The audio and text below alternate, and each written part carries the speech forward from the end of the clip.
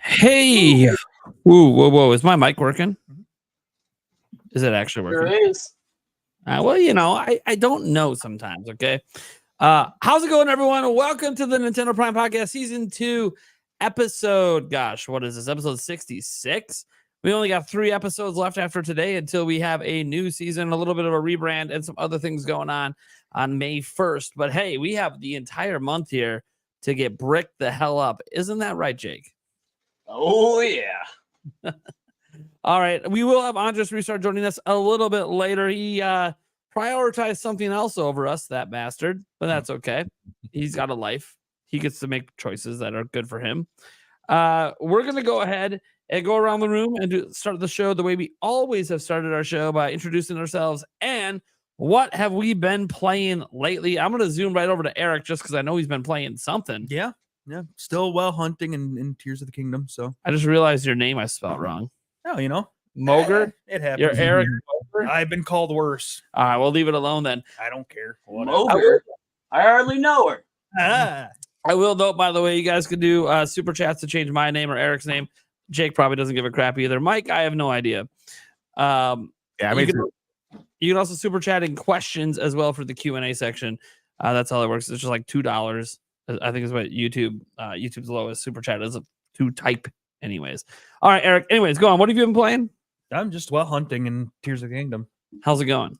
I think the last I turned in, it was 19 left, and I think I've collected 3 or 4 more after it. So I think I got about 15 left. Oh, Yeah, that's math. Fuck Yeah. him up, Eric. Woo! yeah, math. Attaboy. I can still do it. Eric Woohoo! can math.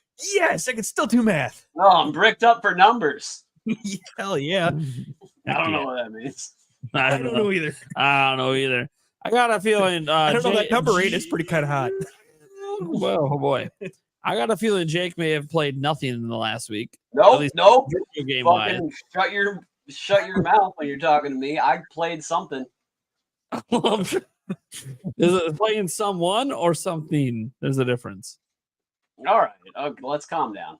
I played 2 games that were both very fun, but one I like more. One was a familiar favorite. It's a party game. You guys probably know it, Jackbox, specifically Quiplash. Okay. But then I played another game that I had never played before, and it was like 100 times funnier, called What the Dub.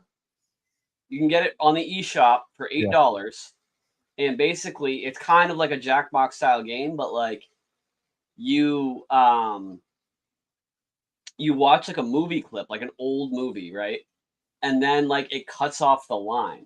And so you just hear their mouths moving, and every player chooses what the line should be, and then it actually does text to speech and fills it in. Huh. So it can be like someone's like, how dare you do that to me, Francis? And then like I would fill it in and be like, you've got me all bricked up for nothing. And like it actually says it. And it's so funny. And like when you play it, it's so much funnier than what you think it's gonna be. Yeah. Nice. So I played a couple games. That sounds like a game I need to turn into a drinking game one night and have some fun. Yes. I like this. This is a good idea. I'm gonna have to check this thing out. It is. It's called What the Dub. Can you play it online with people? On Switch, right? It's on Switch. Yeah, I'm not sure because we were doing it local co-op. Yeah. It doesn't make sense that you wouldn't be able to do it online, but I'm sure it's better together because you can all laugh together. Well, yeah, obviously. Yeah. I was But it's a thinking for maximum. purposes. What the only thing that sucks about it is like Jackbox, you can do a lot of players. It's a maximum of 4 players, but you can have unlimited people join, and just anyone after the 4th can just vote on which was the funniest. Okay. Yeah, So if you were streaming it, you could have everyone watching theoretically join to vote. Yeah. Sure. Cool. Hey, Jake played something. Yeah. It's a miracle. As he's got like the biggest game collection of all of us behind him. It's a miracle he actually played something. I just use that to get laid. Well, whatever works. It Don't doesn't. don't they have to come to your place for that? That's That's it. Yeah. uh, Close, just one step away. just one step away. Mike, What's going on? What's up, people? What's up, What are man? you playing? What do you got going on?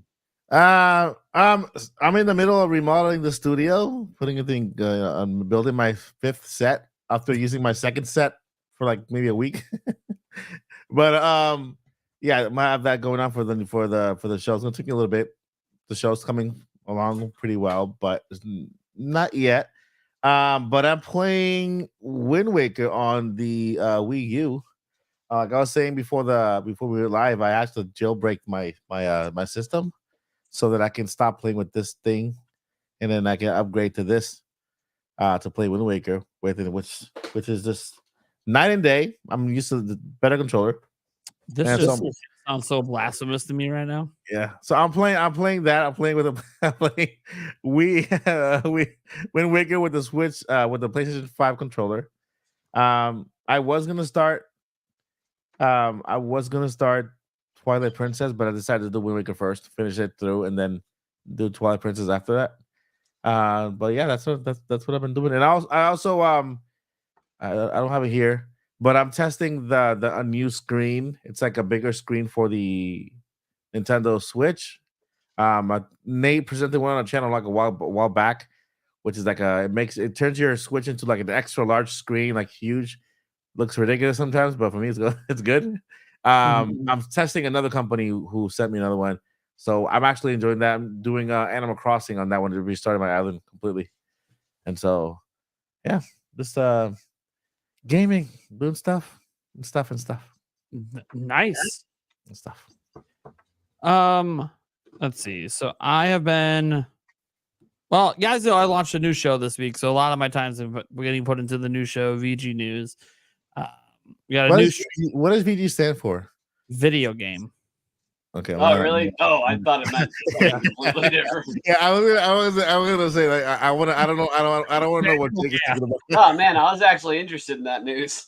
Man, I honestly thought it was vaginosis genital news, but look, we keep it brief. VG Wait, News. what the fuck?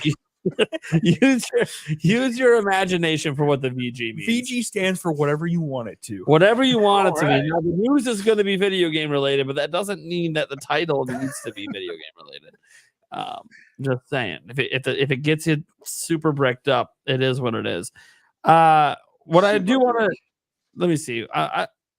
I've played some stuff. I've been playing Age of Empires 4 a lot because we built a new streaming PC. You guys, a lot of my fan base saw when we live streamed it last Friday. Eric as well, though he hasn't gotten to enjoy his yet, but he'll get to it eventually. But I've been playing a lot of Age of Empires 4 again because it didn't really run that well on my laptop. So it's cool to play it on PC again. That's really what I've probably put the most time into gaming wise over the last week. I stopped playing Princess Peach Showtime because I'm sorry. Like I got like 4 levels, like 4, deep into it in terms of going up the stairs. And I'm just, I'm like banging my head against the ground. It's just not fun anymore. Like I heard it kind of is not good. like it's neat at first and you're having a good time and then it just never gets better. Yeah. And it just feels very repetitive and it's just not fun. It's like when you first learn how to masturbate and you don't know about lotion yet. Fair enough. Exactly like that. Jake. Okay, Eric gets it. Exactly like that. I just okay. Anyway, Sorry, I forgot where I was for a second. man, it's rare Jake makes me speechless. 'Cause I expect anything to come out of his Hey, mouth. Borfest, Team Dry guy. I I'm respect waiting for it. him to get us canceled for something. I don't know what it's going to be yet, but anyways, I'm keeping it clean. yeah, real clean. You and that filthy mouth over there. So, no, I've been looking. Talk dirty to me, Nate. So it begins. No, What do you want to do to this mouth? oh man, why don't you hop on Age of Empires 4 and I'll show you a good time. I'll get my spear ready for you. Oh, really? What do you mean by that? I guess you have to hop on and find out. Okay. Hop on what? Hop on pop. Wait.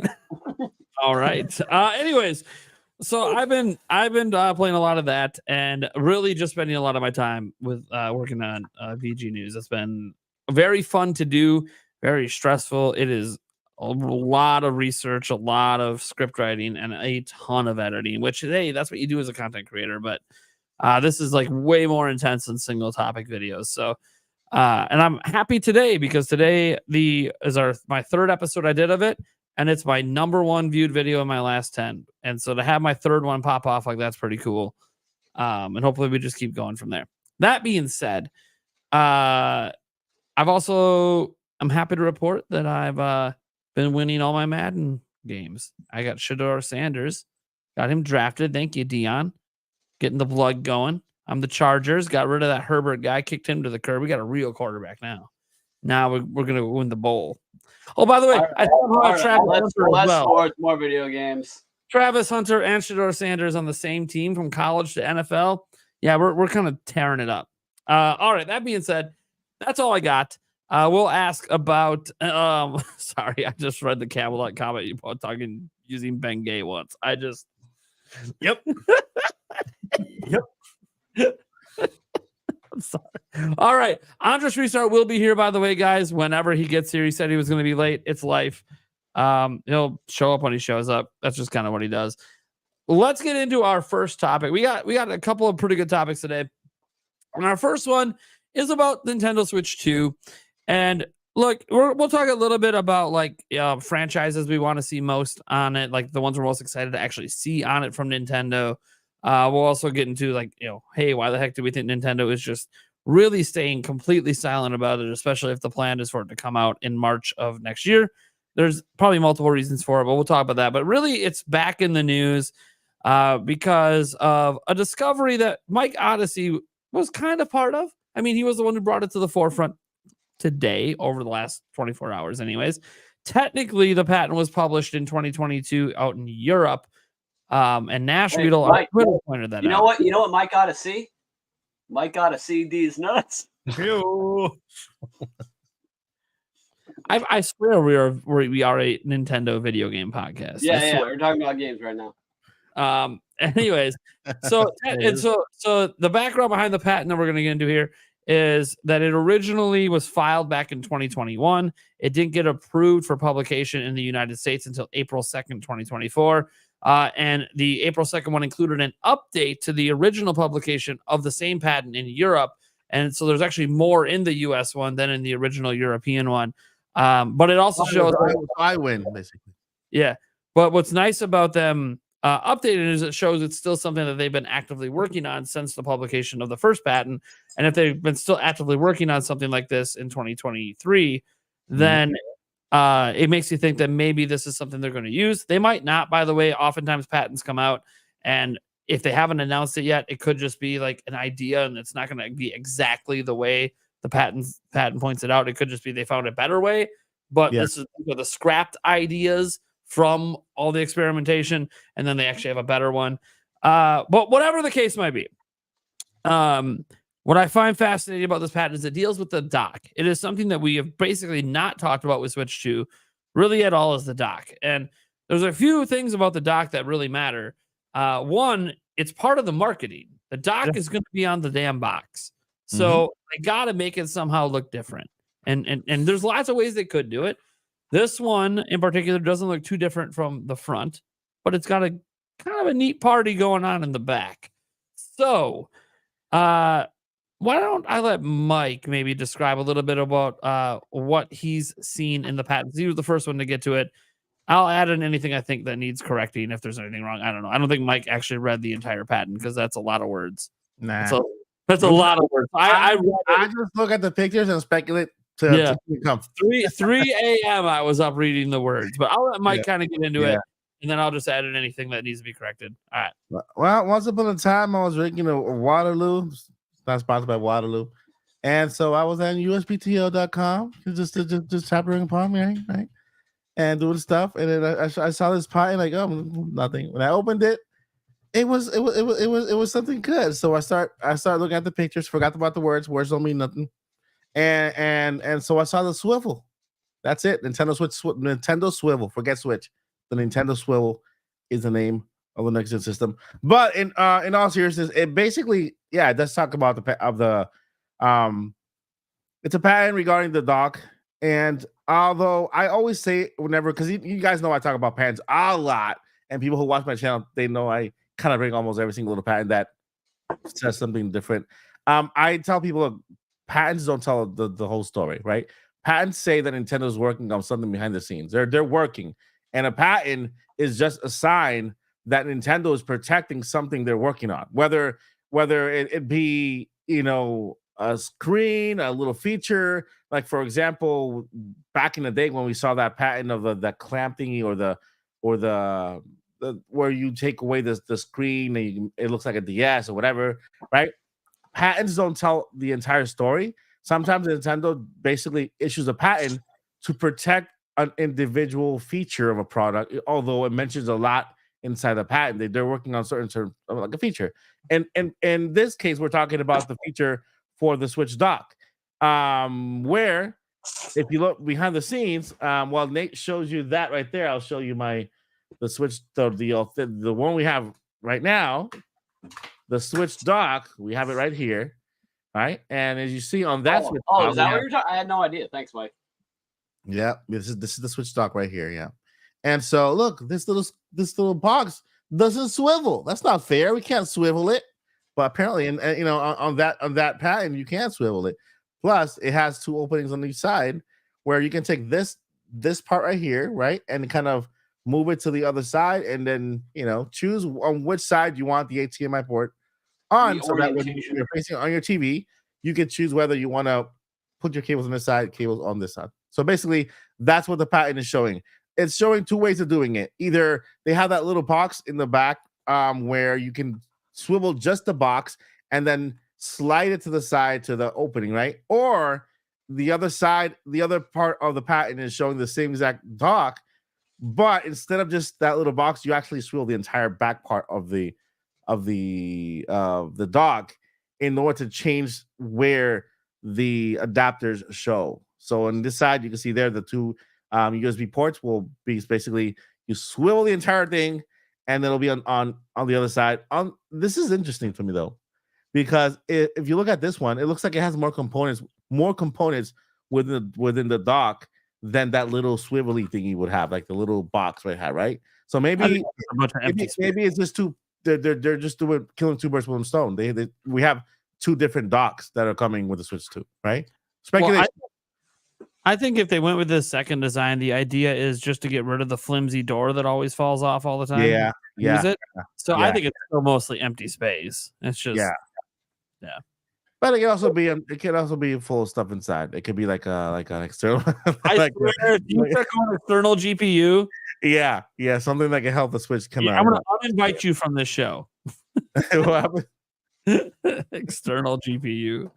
Can we have a system announced before we start talking about? Oh, let's make it more powerful. Right. Or are you already on the Switch 2 Pro wagon right now? Yeah, but I mean, yeah, Nate said it best in today's episode. On his episode, patents, it's a hit or miss thing. And sometimes Nintendo gives us patents that have to do with things that are actually happening in games. Tears of the Kingdom was one of them, where we saw the mechanics before the game came out, and all the mechanics for the patent were in the patent. It came to pass, right? This can come to pass, just like it could be just Nintendo covering something, or it's a patent of something they're working on that's not even completely finalized. We don't even know if the dock will look like this. Maybe this is just them using this dock to kind of throw us off, and maybe all they care about in this patent is a swiveling. Okay, it's all about the swivel. Forget about how the patent looks. Forget about everything else. It's all about the swivel. And so I think the swivel is pretty good. What do you think? What do you think, Jake? Swivel? No swivel. I don't know. What does Jake think? Hey, Mike. Yeah. Swivel D's nuts. Okay, so that's what Jake thinks. Got it. Yeah. I can't swivel that. How exactly would one do that? Exactly. I'm like, All right, I don't know. You're the one that brought it up. I don't know. Do you helicopter it? Oh, Andres is in the chat. What a little bitch. Oh, there he is. Yeah, he's ready to go. Oh, there he is. Yeah, I didn't know he was backstage. Hello there, friends in the front stage. Dude, you look so swole right now. It's great. I'm dead. I'm sure you are. You did a double. Of course you're dead. I I'm I- loving the glow up for Andres lately. Last couple weeks. I don't get a chance to like brush my hair or like wash You myself. could. Yeah, You but just- then by the time I'm done, it'll be like, You'd miss the whole first topic, that's for sure. yeah. Yeah. The thing is, my brother's like, hey, let's do a double workout. Oh, you mean 3 sets? We're gonna do 4 sets. What do you mean 12 reps? We're gonna do 15 reps. And I'm like, all You're right. doing so much stuff with your muscles. I love it. Oh, jeez. The thing is, with also I'm the big brother, whatever he ups it, I'm like, all right, well, I have to do more than him. Oh, time. the challenge, yeah. Yeah. I usually succeed, but there's a couple things he does better than me. So It's all right. It's all right. Anyways, you know what we're talking about? The swivel. yeah, The Um, swivel. I haven't done too much research on this yet, but I saw a couple things on this. I saw that like Nash Weedle had tweeted about a patent just like this like 2 years ago. Yeah, and then they updated it. They updated the European one too. Yeah, I mean, at first I heard it from Mike Odyssey. Like yesterday, some people in my chat were Yeah. like, "Oh, Mike Odyssey found this patent." I'm like, "Oh, okay, Same. it's interesting." I mean, Mike, like, what is? Fill me in. Like, what's the big deal behind the swivel? Is it? Oh, is that the name? Nintendo Switch swivel. I'm on board with it. I don't care. You know. I mean, it's just a way for to give you freedom and where you want to put your dock. You know, you want the cables out this side or the cable out the other side. You know, so if you want your whatever, I don't know. You know, maybe you can bottom side too. Just swivel it. You know, I think that's the whole thing about it. Just swivel. Like, what's the like practical application of being able to swivel? Like, I'll tell you the comfort. practical application. Like for example, look. Right now, there's only one way to use this switch. You just have to put the cable through in here and then put the cable in there, right? Well, in the patent, this little box will actually be more centered, and you can actually move it to each side and even swivel it, or just rotate it. They use the word swivel. so this isn't like a big innovation. It's just like No, a it's minor not. It's convenience just thing. Convenience, so- yeah, So you can fit your switch better depending on the whatever sort of setup you Your have. entertainment setup, yeah. exactly. Yeah, it's a neat little thing if true. Yeah, that's Yeah, cool. and they've already kind of done already some improvements because like the original Switch dock, it could only come out that little slot on the side. The Mhm. OLED one went with the rainbow design, so you can kind of Mm-hmm. come out a bit on the back as well now if you want. Yeah, Oh, yeah. And on the original Switch, you couldn't remove the back. Yeah, you couldn't remove the back on the original one, but yeah, you could. Wait a second. yeah, you can. Yeah, you can. Yeah. You No, can. Yeah, how do you put the cords in, Mike? No. You You open it can like that. unhinge Open it it, like but that. you can't completely take it off. Oh, Yeah, well, I I got mean- you, Mike. This little fucker over here. Sorry, not you, Eric. This yeah. fucker. Whoa, now, whoa. Anyways, I've been called worse. he's like, Andres is going off to grab his quick Mhm. because I know he's I have rocking 3 it. docks. There you go. Yeah. Go ahead and remove it. Yeah, it's a hinge. Okay, it's not supposed to come off. That's what I mean. It's trying to get- Okay. I could. You can. yeah. But yeah, I mean- you can. But it's kind of like it's kind of like this thing. Like you can take it off, but you It's not shouldn't. supposed to. Yeah. But I mean, it snaps on. It's not supposed to. Yeah.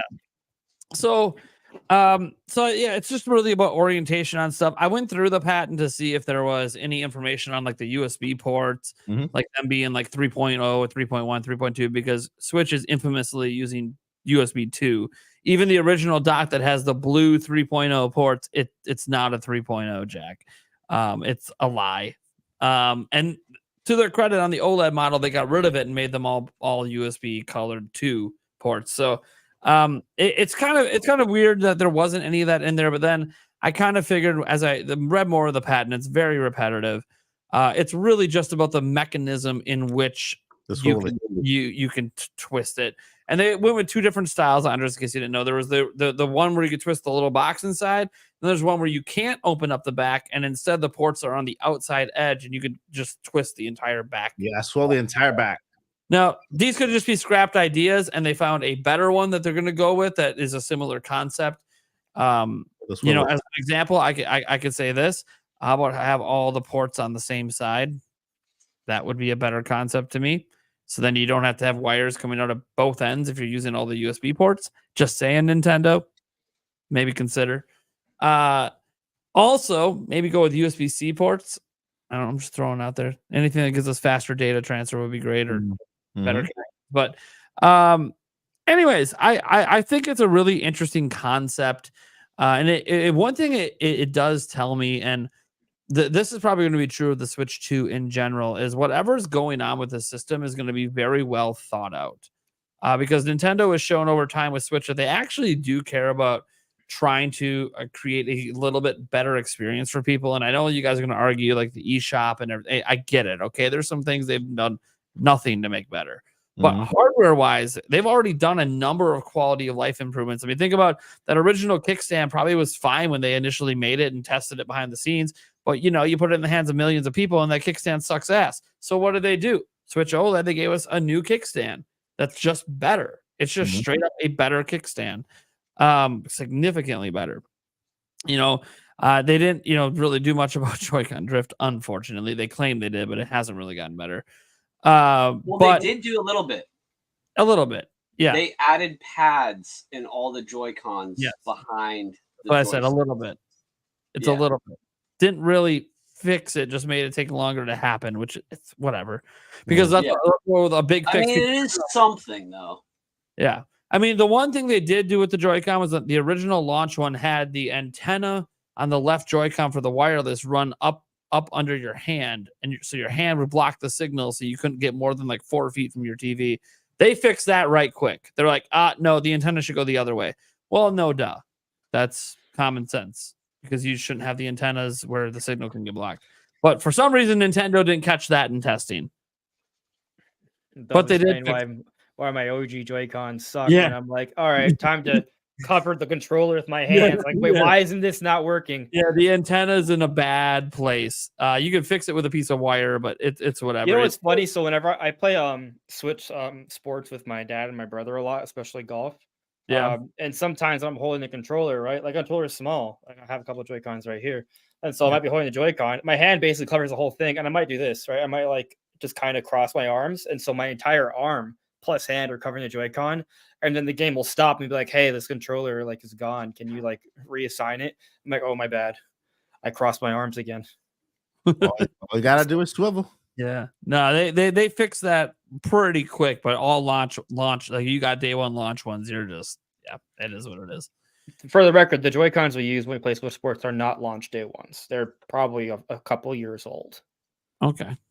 Cool. Yeah, a couple years newer, So I mean, to be like one thing I like about this doc and the effort they're putting into this new idea to just make things a little bit more convenient is this gives me hope they actually put a lot of effort into things like the next Joy-Cons for the new system because we need improvements. That's like the number one thing I want to see improved on the next system. Like we can talk about the power and the specs and the output and obviously the games, and we're gonna get to that on this time. We're gonna get to some games and stuff, but the Joy-Cons need work. And if you're gonna have a Switch 2, it's your opportunity to refresh them. You can still keep the old ones compatible if you want, fine, but give us newer, bigger, better.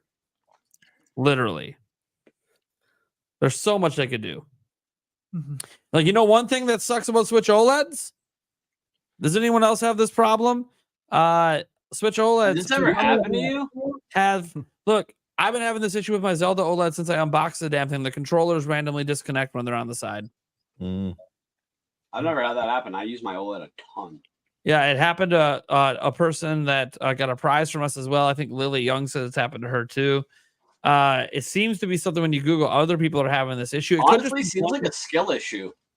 A skill, yeah. Skill I think they're designed to do that if you're really bad at games. You play so bad that the controllers decide they want to quit. So I'm on the home menu and I exactly. just press the stick to go over and it disconnects. It was just a bad skill issue. I hit the stick the wrong direction. Yeah, no, it knows. It has your history. I should have used the D-pad. That was the problem. My bad.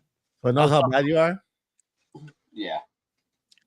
Anyways, so I've had that issue. And I know when I Googled online, it looked like a lot of people are having that problem. But I think not everyone. A lot of people aren't good at games. I know what I mean. No. I think that particular issue might be because Nintendo has multiple manufacturers, and there could just be like one particular place that Mhm. just Yeah. did it. If I was Nintendo, I would send the shitty Switches to Wisconsin as well. You know, the funny thing is, the Switch OLED I'm using didn't come from Wisconsin, Where'd but it come from? California. Yeah, that too. I should have said Boston, but you know, You know, I how don't you- want to lie around you here. know how you fix that issue? You don't upgrade to the Hey, the screen is nice, OG, baby. dude. The screen is OG. nice. Yeah, that screen looks ugly as shit to me. Once you've seen an OLED screen, you don't want to go back. Anyways, to be fair, I did not have Joy-Con connection issues when they're on the side of the system on the OG. Anyways, so that's kind of that. Do you guys have any other opinions you want to give on just Nintendo in general, kind of making these potential hardware improvements, or at least thinking about it? I just I think think that Nintendo is doomed. You know, doomed. Just doomed. There's no hope. They're always being obliterated by the competition. I mean, Xbox. I mean, come on. Have you seen like what are they Xbox, coming- man. Xbox. Really Alone. wanted Rick Rulemar on the Yeah, on the right. show. Xbox doesn't even. You know what game I'm actually kind of Maybe excited maybe. about? What's it? Stellar Blade. Yeah. But Apparently, did you it, play the demo? it destroys Bayonetta. Oh, whoa. For those that don't What? understand my sarcasm, I am completely. I completely saw that sarcasm going. I'm being completely facetious. Like I think Bayonetta is hype as hell, but also I actually am excited for Stellar Stellar Blade. Blade I didn't even is play the demo. I've just great. seen gameplay. I think it looks awesome. Dude, the demo's fun. Yeah. It's just, I know everyone's focusing on the whole accentuated ass features and stuff, but dude, I mean, that's actual- incredible innovation though. Like what they've accomplished with the jiggle physics. My God. I heard that like actually the combat, if you're playing FF7 Rebirth, it's like a seamless transition Interesting. Yeah. to go from that game to that game. I just Yeah, don't know, the- man. There's just too many games for me to play right now. Yeah. But damn, it's fun. I suggest at least checking out the demo. It's fun. It's not super long. I want it. I want the game. I Yeah. want the game, and not just because she's hot. What is it on? PS5. The thing is, Yeah. it's funny. Not just because she's hot. You don't even feel guilty. Her model's based on a real person who's a model who wants people to think she's hot. So it kind of all goes together. I mean, I don't have to feel Like, guilty. I think they Pyra's put it hot. under- I think think people like sometimes Pyra's, I don't think Pyra's based off anything real. She's just like she's Pyra. She's literal fire. There you go. There you go. So yeah, other things I wanted to get into on this topic. Since we're talking about Switch 2, it's been a little bit. I've been watching some videos, some of Andres' videos, some other videos. People still talking about Switch 2. I know. Why are people still talking about Switch 2? You can just watch VG News where you barely get Switch 2 talk. No, I'm just kidding. We just There's always a little bit of Switch Switch 2. 2 today. We always is the only thing the algorithm allows us You to know what talk you should about. do? You should have like a counter, like days since Switch 2 has been mentioned. Yeah. Listen. I'm gonna be completely honest. Is the only thing the algorithm allows us to talk about. Everything else tanks. I disagree. No. Tanks. I disagree. You can also talk about Nintendo Direct. You can you can talk about the Direct. You're right.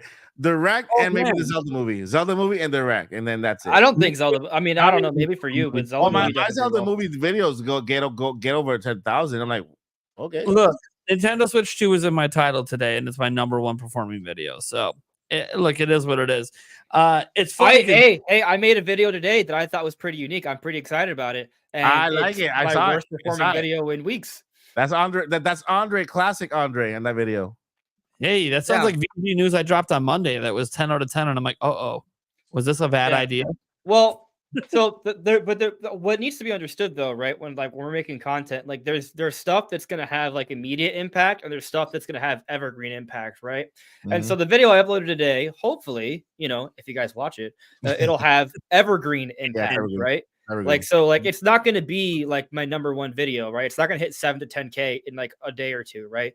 But hopefully over time it builds up, it reaches like a new audience, right? And for those that don't know, I guess this is me where I'm shamelessly plugging my own content. I see your video now. Yeah. Hey, stop shamelessly plugging yourself. Whatever, You man. tried. I already did it. I'm already prefer to doing be it. unplugged. But I decided to talk about like the psychology of Link as a mute, and I want to make this a series. Like I want I to disagree though. I disagree with the title though, because I don't think it's a mute. Well, watch the Okay. video and then. Watch the video. I know what I he's saw, doing. I saw it. I'm just messing with you. I saw that video. Oh, Dude, I okay. praised you for it on Yeah, I did. Thank you. on Twix. Yeah. But I mean, the point is though, is like looking at different Nintendo characters and be like, okay, is there something about them that somewhat applies to like a real life condition? And so I have different ideas for different Nintendo characters, and I think it's fun. But that's not something. And I think it's a unique concept, but it's not going to do well. At least not immediately. That's just because the algorithm will just say no. It's like, it doesn't have Switch 2 in the title. Yep. Nope. Or a direct. Yeah. Which is Did what you it say is. Nintendo directly thinks that Link is mute? Jeez. Wow. So yeah, no, that I love like. It's kind of I like me. knew Link was 2 inches. Yeah, no, I kind of liken this though to like me with VG News. The idea was that I'm not reliant on there always being big Nintendo stuff to talk about, and it's a slow build up of a new type of show with a new audience. That also, yeah, will obviously pop off when there's big news. And by the way, guys, we're still going to do individual Nintendo video news when there's big topics to talk about.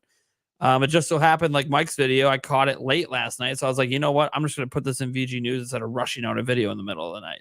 It just made too much sense because I was already working on a video. Oh, I got a video idea. But Oh, geez. man, I can't say it because once I say it, The whole I world doesn't know. got a video idea, and I think it's something that no one would ever expect me to do. But I think it would. Hey, coming around to the OnlyFans, huh? Well, it's related. I'm All leaving, right, my I'm guy. leaving the new genre altogether. People know I'm leaving the new genre altogether. So guys, good luck with news. Hey, but you had the patent. That's news. The Mike Right. Odyssey show is different. The different show. Yeah, Different when show. is the Mike Odyssey show happening, buddy? I'm still waiting on I'm waiting on a. I have another a sponsor who's actually providing me with an entire wall, which I'm replacing the wall to make it like wood, and so there's a sponsor who's going to give me the entire wall material, and so I'm waiting to rebuild everything up from scratch, so that I can create an I actual wish I could just get a sponsor that would just build my house for me. That'd be great. right. But I'm waiting for that to come through so that I can go ahead and rebuild Sure. that and then start. But yeah, and then So turning this conversation back to Switch 2 before we lose our entire audience, because after all, we just got done saying Switch 2 and Nintendo Direct's the only thing you can talk about. And what are the topics for today? Switch 2 and Nintendo Direct. yeah. So, which means I can't really run these topics. You know, we'll probably find a way to rerun these topics next week in a different way. Maybe because Nintendo will announce a Direct. That would be great. Mm. Well, if we get an Indie World announcement soon, World that announcement, would yeah. be That would be tantamount to he's probably correct and a Direct's coming. But But we'll see. also, rumors aside, typically when there's an Indie World, that is kind of like the Mhm. groundhog to like Yep. And we have reason to believe in an India world. We'll get into that. That's on our next topic. But I want to talk about the Switch 2 stuff for a moment here because let's start with this one. Like, what franchises from Nintendo do you really want to see on Switch 2? Like, what do you think needs Switch 2 that's gonna like blow our minds? Because I kept thinking like, oh, the 3D Mario, but then I'm like, you know what though? They probably could put it on Switch and it'd be just as good in my mind. Animal Just- Crossing. Like, I don't like Mario. Okay, all right. First off, I disagree, but let me just to speak to your idea, right? I was actually talking about this in my live stream yesterday. So specifically for Zelda, actually, again, other shameless plug. Last week, I made a video talking about the potential of Zelda on Switch 2, but whatever. God, all you can do is talk about I'm himself. sorry. All right, that's what you got to do as a content creator. Well, you gotta remind people. I maybe got this idea from watching your video. Did you? You might have. I don't know. I did. Anyway, so this is what I want to say though, right? So like with Zelda, right? Like during the GDC panel, they kind of expanded more on this concept of multiplicative gameplay, and they talked about how they took the time to make every item in the game physics based, which is probably why we had to wait 6.5 years for the game to come out, even though it's a direct sequel. And while maybe that's the reason why some people aren't as excited for Tears of the Kingdom because it feels very samey, the underlying structure of the game has had so much work done. And when you really kind of think about it, it's kind of mind-blowing because it's the physics go beyond just the items, but like the audio of the game has a physics-based engine as well. And so what the Zelda team has been building is essentially a living, breathing, simulated world, like more so than prior games. And so that's what they established for Switch. But imagine if they were to continue to build upon this for Switch 2. And I was talking about this with Brandon. I don't fully understand these concepts, but I'm familiar with somewhat with the idea with like, like ray tracing. Like, yes, it helps lighting, but Yeah. also apparently ray tracing can also help sound effects as well. Yes. But and so that's kind of interesting thinking about like how they can kind of build upon like not just like visuals, but also audio on the next Zelda game with ray tracing. But you also look at like what they're doing at DLSS. That's literally AI, right? AI upscaling. That's going to improve things. But going beyond visuals and audio, right? Like this can directly impact gameplay as well. So I remember there's a couple games out there that they're sort of experimenting with AI for NPCs, where literal, non-playable characters, like you'll have a character and you can talk to them, and the way they react to you is organic, and it's also dynamic because it's an AI, it's an artificial intelligence that will It thinks react it's to what alive. you say. Say it again. I'm saying it thinks it's alive. It thinks it's alive, or at least it responds as if it were to alive. It thinks. That's the thing. It thinks and it reacts to what you do. So imagine a Zelda game that has NPCs built with an AI or physics-based system, kind of like what they've done with the items and the audio. All of a sudden, you get with just going back to this idea of multiplicative gameplay. Every system they put in place that reacts to you dynamically, and then you layer another and another and another. It's no longer multiplicative gameplay, it's exponential gameplay. And so what this causes is just a variety of different possibilities. And then the fine tuning of the Zelda team is to execute this in a way where it feels like Zelda. It still has that Zelda essence, but it also doesn't break. And it just offers so much different ways to play a game. So imagine Nintendo building on this physics-based gameplay, this multiplicative gameplay, introducing AI with the lighting, with the audio, with the NPCs, and you imagine like Majora's Mask level side quests, but dynamically and uniquely in a massive game. Like just how amazing that would be. It's mind-blowing. Now, is that what they're going to do? We don't know, but it's perhaps more possible, more feasible with newer hardware. Yeah. I mean, there's always been a really bad form of AI in video games. That's how a lot of NPCs are controlled when they have like so many of them in games like Skyrim and stuff. But they're always very simplistic, like super, super simple. The way the one positive use for AI in general is just making characters feel alive in a video game. And just the infinite possibilities because of that.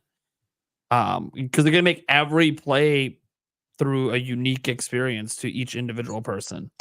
And that's awesome. I can't wait for the game that actually does that because it hasn't happened yet. I mean, that's the Spider-Man potential. 2. In Spider-Man 2, I think there's a higher level of AI than there is in Tears of the Kingdom. And so when you go through the city, the NPCs are actually on a route doing something like in a rotation that feels like they're programmed to do that. And you can actually stop them from doing that. They'll react to it. Even when you swing by and you kind of land in one place, you see everybody reacts to what Spider-Man is doing at the time. When you walk through the people, they actually react and talk. They want your attention. So it's like it's Yeah. I can see where you're coming from. It's like playing God with Zelda in a way, you know. It is interesting. Like, I mean, there are games that have sophisticated, NPC actions, right? You look at like the Elder Scrolls series; they have their own set of chores and activities that they have to accomplish day to day, but you can still kind of get in the way of that. And so there are some sophisticated things that have been done with games, even going back to the still Legend of Zelda, Majora's Mask, right? Like they have it's obviously it's a smaller scale, and that's how they were able to accomplish it back on the N64, but they do a series of tasks day to day. Now it's a 3-day cycle, right? The game takes place in 3 days. It's not like an infinite amount of days like most games are. But there's a lot of really interesting things that happen because of that. So imagine that on a grander scale, but done through like an actual system that they put together that's some combination of physics and AI. Like that would be, I think it would be insane. Grand Theft Auto 6 probably does it. I would love a Zelda game Maybe. with at least 3 alternate endings, and depending what you do throughout the game, and adding AI to it, you can actually lose. You can see the ending and lose, but it'll give you the ending of Ganon winning and the repercussions of that, right? They're going to do this in Ocarina of Time remake. They are? Yeah. What if they could? Oh, but yeah, I mean, yeah, because it's The isn't story, isn't that timeline. where the timeline splits? Yeah, it is. Mhm. 3 different splits, 3 different endings. One That would be where that would be awesome, Link dude. loses. That would be Yeah. good. Yeah. Yeah. I actually want a Zelda game where there is like there's a post game. Because typically when you do a Zelda game, you beat the boss and then you can And just yeah, continue to explore you the go world. back to before you beat him instead of seeing Yeah. how people react after. Yeah, the like world. what I would prefer is, if you want us to be able to replay boss fights, just have a boss rush mode. Yeah. Have that. And what I think is really cool when there's a final secret boss. Because when there's a final secret boss that's optional, that gives you the opportunity to have like that final boss that's extremely difficult, but also, it's something that's optional. So for those that want to be able to like fully realize the story, they don't have to fight that boss. Like, I mean, we see this in different games. Metroid Other M has it. I want to say, I mean, Elden Ring's a hard game already, so but there are some very important but also optional boss fights in that game. So it would be cool to see something like that in Zelda. So Zelda's the one that he really wants to see. I want to see Animal Crossing with the same AI that he mentioned in Tears of the Kingdom. Well, yeah, actually, the game that I had in mind is basically an Animal Crossing clone, but all the characters have, they're AI driven. Yeah, exactly. And so you can like write different like prompts to them, and they respond. Nintendo Talk is rolling in his grave right now. He was here in the chat earlier saying, "Keep AI I mean, an Animal Crossing game with more emotion, with more live characters will be interesting because right now in the Animal Crossing, I like the fact you can be days without looking at them or talking to them. You go back to them, they'll tell you about it. They'll like, hey, where you been for the past couple of days? Same thing if you hit them with the net a couple of times, they get upset, start stumping up and down and everything. So an AI expanding Animal Crossing, I think if they take the what I want to see for Switch 2, I want to see Animal Crossing take everything that was made good for Animal Crossing, the inviting villagers over, basically the terraforming, kind of all the customization you could do with that game, but add more villagers, make him more intelligent, and then have the ability to invite friends to your island so that you can terraform with them. Give them that ability so that you can kind of maybe create contest, best island, best city, best whatever, right? And things like that. Yeah. So to be clear, like I hate like the typical AI utilization. Like I think it's an insult to like creativity and artists, and it's used like as a stopgap. Like I don't like those things, but that doesn't mean it's all bad. Like it would come down to how it's used. And in the case of like Nintendo EPD teams, they would use it as a tool to further expand, but it would be highly catered and done really well, right? It wouldn't be like, just think about like what Nintendo's done with Tears of the Kingdom and all the mechanics involved. Like there was a lot of testing and polishing that went into everything that can be done there. So that's what I'm kind of like when I'm talking about like these like myriad of possibilities with advancements in technology, it would still have like that, very careful hand crafted sort of, design to it. It wouldn't be like an easy rush job at all. I changed my mind. I want paper Zelda. I mean, you could do both. Well, this is the way I look at AI. Like there's AI that companies could use to help them program and make games. And there's the AI that is just what is built in order to control the characters inside the game. And video games have been doing that for a long time. It's not actually a new concept for it. It's just never been as advanced as it possibly could be today. And I literally think like Grand Theft Auto 6 is going to be one of the first major games really using a very complex AI with all the NPCs and everything. So this isn't like dangerous that YouTube uses to run their thing. We're talking about like, this is a very controlled AI that's only going to do what they want it to do, but it'll have a lot of possible decisions and branches that everyone can. Be wild if in Grand Theft Auto it gets so complex that you could have a random side character that's not important at all, right? Maybe let's say she's just a random prostitute, right? And then you punch her, right? Because you can do that in Grand Theft Auto, and she grows to spite you from that moment. And even though she's just a side character, she grows and develops into becoming the ultimate mob boss. Yes. Comes after you. Yeah, exactly. It would be. You could have went with a more friendly example in the game. You had to go straight. We're talking about Grand Theft Auto. Yeah, there's not just prostitutes in Grand Theft Auto. Listen. All You right, can take well. you can take the ice cream from a little kid, and then that kid becomes the boss later on. Jeez. Anyways, it's fine. It's GTA. It is what it is. I'm sure we'll have a lot to talk about with that next year, especially if we find out it's coming to Switch 2. A lot of people think it's a long shot. We'll see. Don't really know. That being said, is there any other games that you guys like from Nintendo, like just a franchise you think would really benefit from being on just more powerful hardware? Oh, this is just the tip of the iceberg, baby. Tip of the iceberg. Where should we go next? Which Well, I don't one? know. Jake, do you got one? For what? See, he's just not even paying attention to the What's the entire. question again? What's the question again? I'm paying attention in the chat. All right. Yeah, It's I was reading the name change. Eric keyboard. Show you're on. That's okay. He's where it Well, matters. I hold on. I kind of got sidetracked because Andres talking a lot about Zelda. Is it just like a Switch 2 prediction in general? not a No, prediction. it's not a prediction. It's what Nintendo franchise do you really want to see on Switch 2 because it's a more powerful system. Like what game do you think would benefit from it the most? Franchise.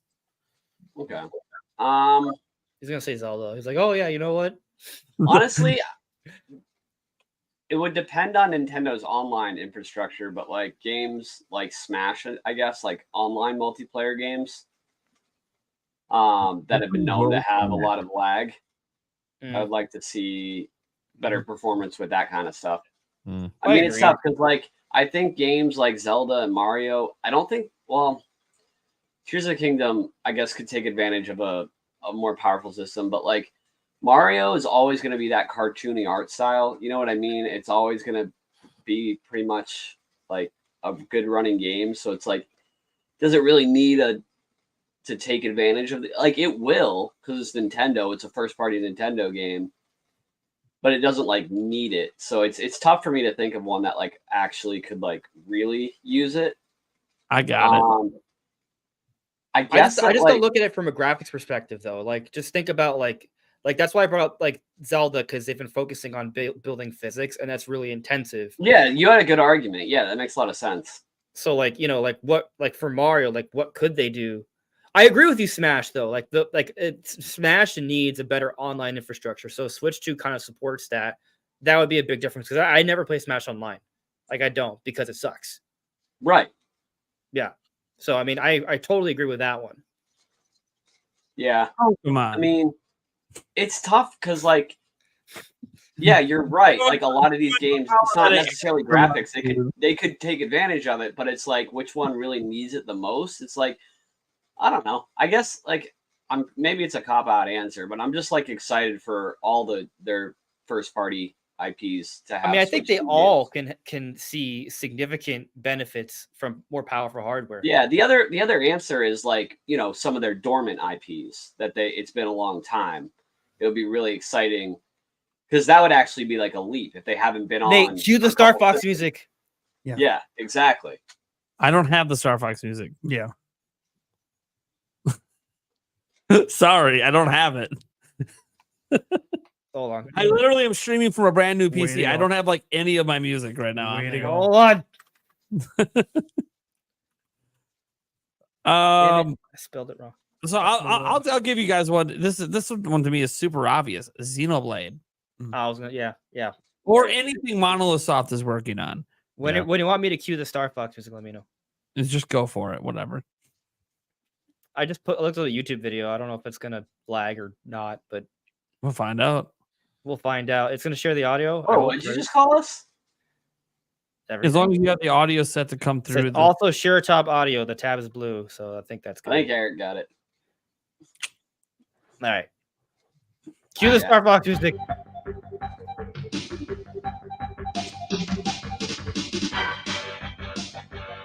Star Fox could be like the best game ever on Switch 2.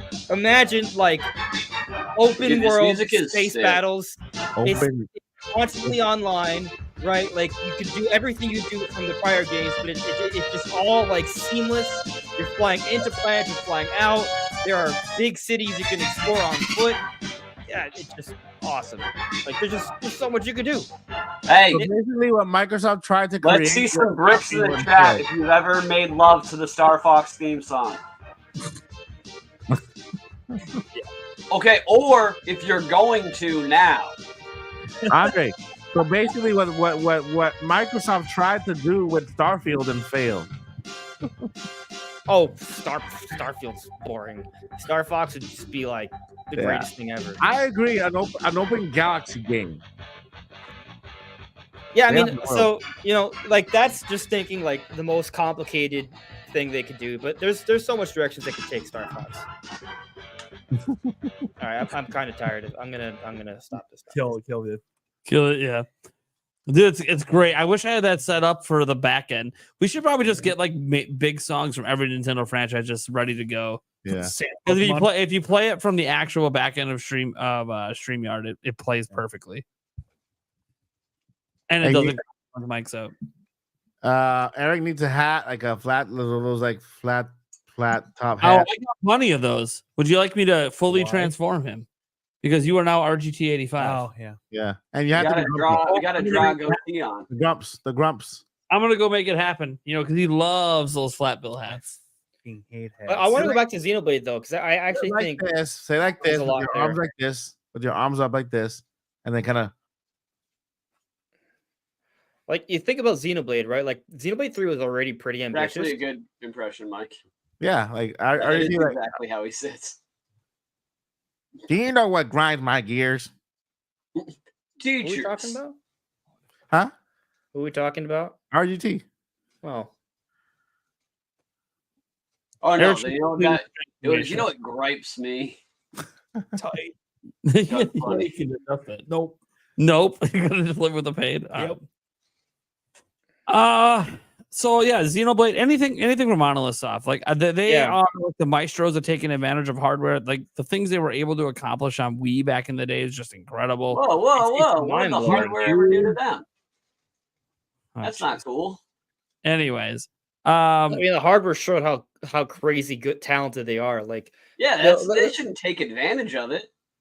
That's disgusting. that's right. They should just create a piss board game that runs like shit. Yeah, you're right. they should take cues Yeah. from Game Freak and the Pokemon Company. Clearly, I mean Yeah. they Well, Andres advocates taking advantage of others. I think Game Freak should dedicate themselves to making smartphone games, and then what? Oh, and that let Nintendo is it easy EPD or whatever do the Pokemon games. Andres, would you take advantage of Mike? Like, this is going in a weird direction. I So the last part of the first Just a topic question. is: do you guys have Amongst any theories friends. or ideas on why Nintendo is just saying like absolutely silent about Switch 2? Like, just I have a theory, an idea. sure. I didn't say I want to share it. I said Okay. Well, Someone in the chat make Andre Smith's clip. So basically, what I think is, I think that this whole 2025 thing is. I wanted to collab with you, Jake, but I changed my mind. We've already collabed. Yeah, Listen, well, I had a really good collab idea. You would have been like, "Oh yeah, that's a fantastic." theory. Would I I have have a been theory. bricked up about it? Oh, you would have been so bricked up. All right, let's do it. All right, Dude, fine. Just don't get me found out- canceled by saying I a whole just bunch of found out weird what that shit means. or arrested. I just but found you, out what that means. you did say it's a collab. Is it a live stream? Because if it's not live, you I'm can. not using it right. 'Cause I just found out what that means. It wouldn't be live. Oh, there you go. So you can't Wait, get Mike, you just found out what bricked up means? Yeah, just before that we went live. Yeah. Bricked Yeah, up just means whatever you want it to mean, virgin really. ears over there. We got to be Andre, careful. Andres is using it wrong. Anyway, so Switch 2, I think Nintendo is silent because Switch 2 is not coming in 2025. Switch 2 is coming in 2024.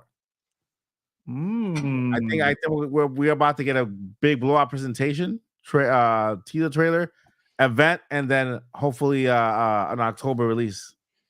I think this is Switch 2 year. I mean, why else are they so quiet? And then there's the last game we're getting is Paper Mario, and Luigi's Mansion in June. Then we have May with Ocean's SeaWorld game, and the other Whoa. Endless Ocean Endless Luminous. Oceans, okay, Endless Oceans You're SeaWorld game. insulting. Say it. Say it right. Endless Ocean Luminous, the Swing third with- installment in the swing with- Endless Ocean series. The first two being on Nintendo Wii. You don't have to say Okay, that. I rest my case. Anyway, so you know, In fairness to him, it is niche. Like it is niche. It's not going to Yeah. sell a lot. We know it's not. Most people watching. I mean, I shouldn't say That's that. getting a But little we all spicy know. tonight. A lot of us know. But most people in the world don't think it's even a Nintendo game. Like Yeah, people don't even realize what it is. it's really, It was a third-party showcase. I was disappointed that it was a Nintendo IP. I'm like, Nintendo can do better than that. Come on, Nintendo. There's You no. know, a what? What I didn't mean to cut you off, Mike. I was just talking shit. No, you're good. You're good. But He's talking mood because he got his pumps in for the show. Yes, there's nothing left. I'm done. I couldn't. Yeah. And don't even ask him to do a curl of a 5-pound weight right now. You might just break his arm off. Well, we didn't do biceps, so Oh, okay. All right. Shoulders, we did legs and Legs. chest. legs, and chest. Yeah. Oh, Yeah. Legs was the focus, but yeah. Not Yeah. really. Interested. I was going more like head, shoulders, knees and knees, toes. and toes. Yeah. I prefer back. I don't know. I like Pepto Bismol. Okay. What is Yeah. going on right now? Nintendo Upset stomach? Swivel. I don't know. We're like not even talking about anything. Listen, Like listen, we just didn't even about- really do the topic. The topic Just- we want to do last time, we just I- kind of like glossed Hey, over. I it. started. Mike's been I trying to, and he keeps getting interrupted. started. Yeah, I want to hear about how Switch 2 is coming out in October. Please fill me with the copium. Listen, Copium, listen, hopium, maximum. Linda, wait, listen. Linda. Listen, Nintendo Switch 2 coming out next month. The reveal, that big event, and then they'll have presentations over the summer, kind of revealing here and there, and kind of being on stage, presenting their game. I think is the best time because if they reveal next month, right, then they have the entire summer to present to just focus on games. Games are going to be the Switch sellers, right? The big Mario game, that Metroid Prime 4 game, that people have been talking about that doesn't exist. It's a myth. The myth, don't believe that, And I think it's the best time to kind of position the Nintendo Switch and all its features, especially the swivel, so that we have a good holiday turnout, not only with games, but also with the swivel. I will give you one thing that might support 2024. Swivel. There is literally nothing from Nintendo scheduled past June. Yeah, that's what I said. Only That's and- typical. Luigi's Mansion. I won't say it's Luigi's Man- No, June. Luigi's Mansion 2 is June. Luigi's Mansion is June. Yeah, that's what I June, not said. July. Yeah, So that's that could be the thing. He Like said there's pa- he nothing said enough past because there's June, gonna be past nothing. June. Right. That is possible. right. So and- like the Luigi's second Mansion- 6 Lu- months. Luigi's Only Mansion- not possible if you guys think all the rumors are right all the time. Yeah, Luigi's Mansion is in June. It's the last game that Nintendo has planned. Yeah. And what I will say, because I want you to be right so badly. That would Um, be Yeah, and it is interesting that this doesn't say it doesn't really say that Switch 2 is coming out this year, but what I think it does say, right, when we look at how Nintendo could have spread out Paper Mario and Luigi's Mansion 2, but instead had them come out both in the first half, it does say that Nintendo has a plan for the second half. They're not going to just do nothing. They're going to have content in the second half. Now, I'm willing to wager that the second half is going to likely be more significant than the first half. But there's a lot of variance there. That could be just a little bit better. Or it could be the Switch 2 with 3D Mario and Metroid Prime 4. We'll see. We need more evidence. They're building up to something. Because this is the most we've. Well, I mean, I guess in the past, Nintendo has been silent for a while, but it's like the calm before the storm, where they're building up to something, and then they're just gonna reveal it.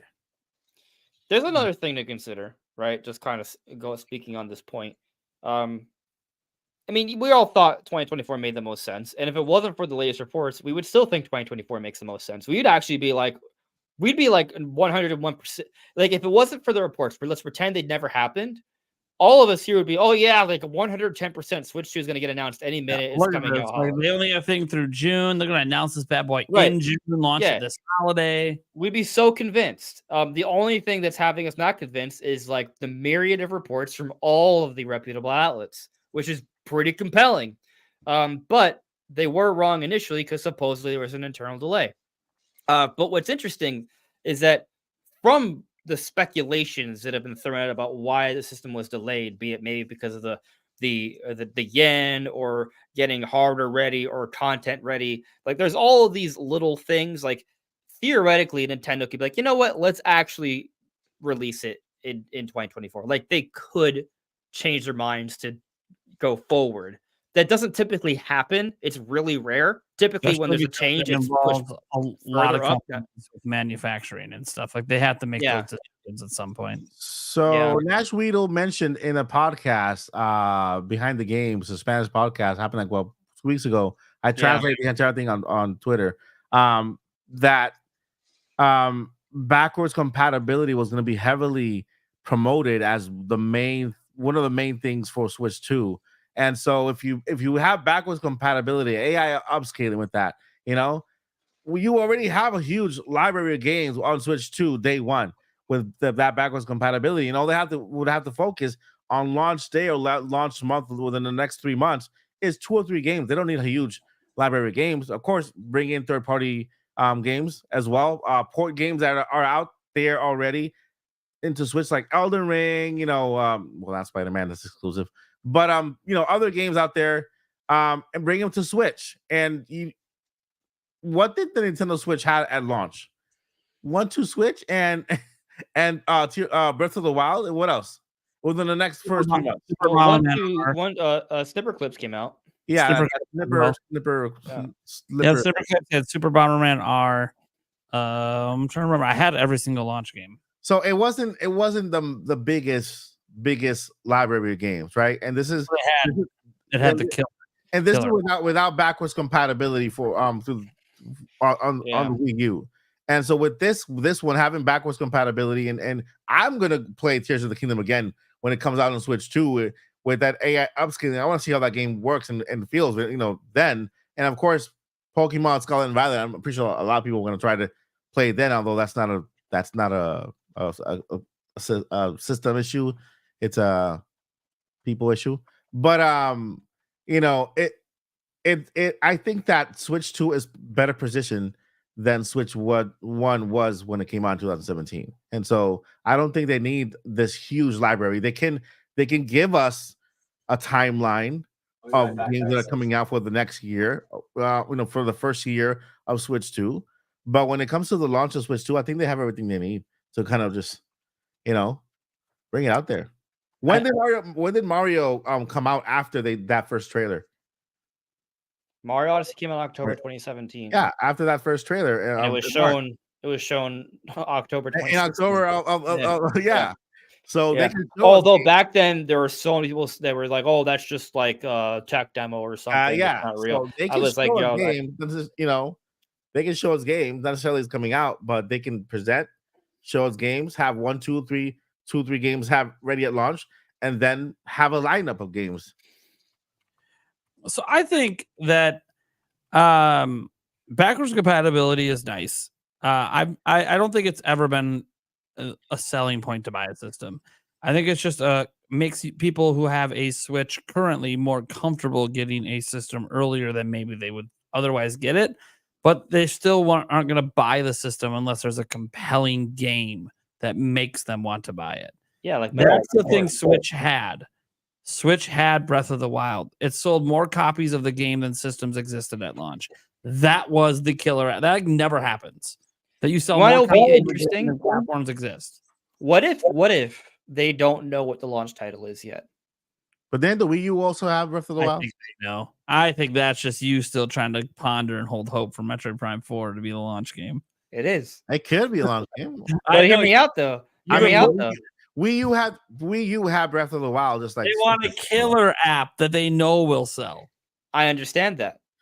So what if they show Metroid Prime 4 this April and they see the level of attention for that game at that point. And like, oh, you know what? Maybe this would be a big deal.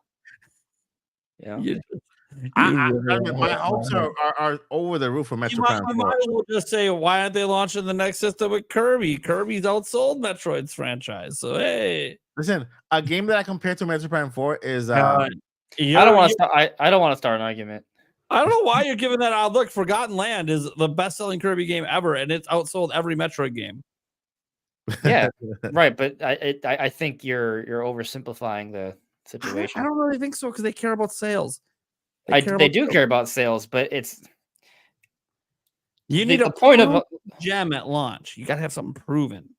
sure, Brent but Metroid proven system mover. I understand So- what you're saying. Like they reveal it and the hype just seems really big, but online hype can be very deceiving for Listen. actual game sales. If well, they pre-orders make can also Metroid- factor into the equation. Well, sure, but it'd be coming Yeah. to Switch. That'd be where you get your pre-orders from. I- Listen. This is me. I agree that the launch title, 3D Mario, seems like Probably it going to seems to make the most sense, but not necessarily. especially since they kind of just announced a new Mario movie. They can tie marketing together. You see what's happening here? They're already lining it up. Mhm. Yeah, you're right. You're right. Yeah, if not for that Well, the Mario Mario movie, but the Mario movie's Donkey release Kong date could be what, your own title. 2026? it's Right, not a yeah, sequel. I think the target's 2026, but that does, I mean, we could I think they even had a month. I think that yeah, was- we could hear about it, in early 2025 for and sure. it's not a sequel. It's a Donkey Kong game. Yeah, we don't know that for sure, Mike. I know for sure. Well, you got an inside source on this, or you got just I got it inside source. Mm. It's a Donkey Kong game. It's not I Donkey. just realized that Jake is It's a gone. Donkey Kong movie. He said, Okay, "I'll be right back." and you know I'm gonna what's happening right now. I'm gonna mention three. I'm gonna say three things, and you guys You can left come back. the to this camera podcast. on. It's a little inappropriate. Listen, I'm gonna mention three things, and then you guys can come back to this podcast. For verification when it does happen. It's a Donkey Kong movie. Mario and Luigi are gonna be there because it's the same universe, and also there's the two characters that are gonna be at is Waluigi and Wario. All right, I will tell you Eric. this, Mike. What- Hold on. Quick thing. I'll tell you this, Mike. I do remember a while back you had received a particular email about Tears of the Kingdom. And I remember you talking about how there were going to be 4 dungeons. And I was like, oh, only 4 dungeons. That I sounds mean, like a bunch of bullshit. I just And that's read it. exactly what it was. It was 4 dungeons, right? Yeah. Well, I mean, there's Wait. that sort of a 5th dungeon, but Yeah, I was gonna say, I don't know. But more like 4 main dungeons: the fire, the water, the thingy, and the thingy. And then the other one was like an extra, the actual one where you found what's her name? Wasn't really extra. Minoru. It was just Mineru. What just went down was pretty extra. I don't know. Jake left his camera on. Feel like there was Mineru is Holy you man, can content defeat the game without Mineru. Well, you can defeat the game without any. You beat the game with any of the dungeons. Yeah, you so. guys can. Yeah, never mind. Yeah. But it didn't have like water, fire, whatever. it was time, right? Well, it was something. It was. Spirit. It was a fifth. It was a 5th dungeon. It was on the Spirit. ground. it technically was a dungeon. Yeah.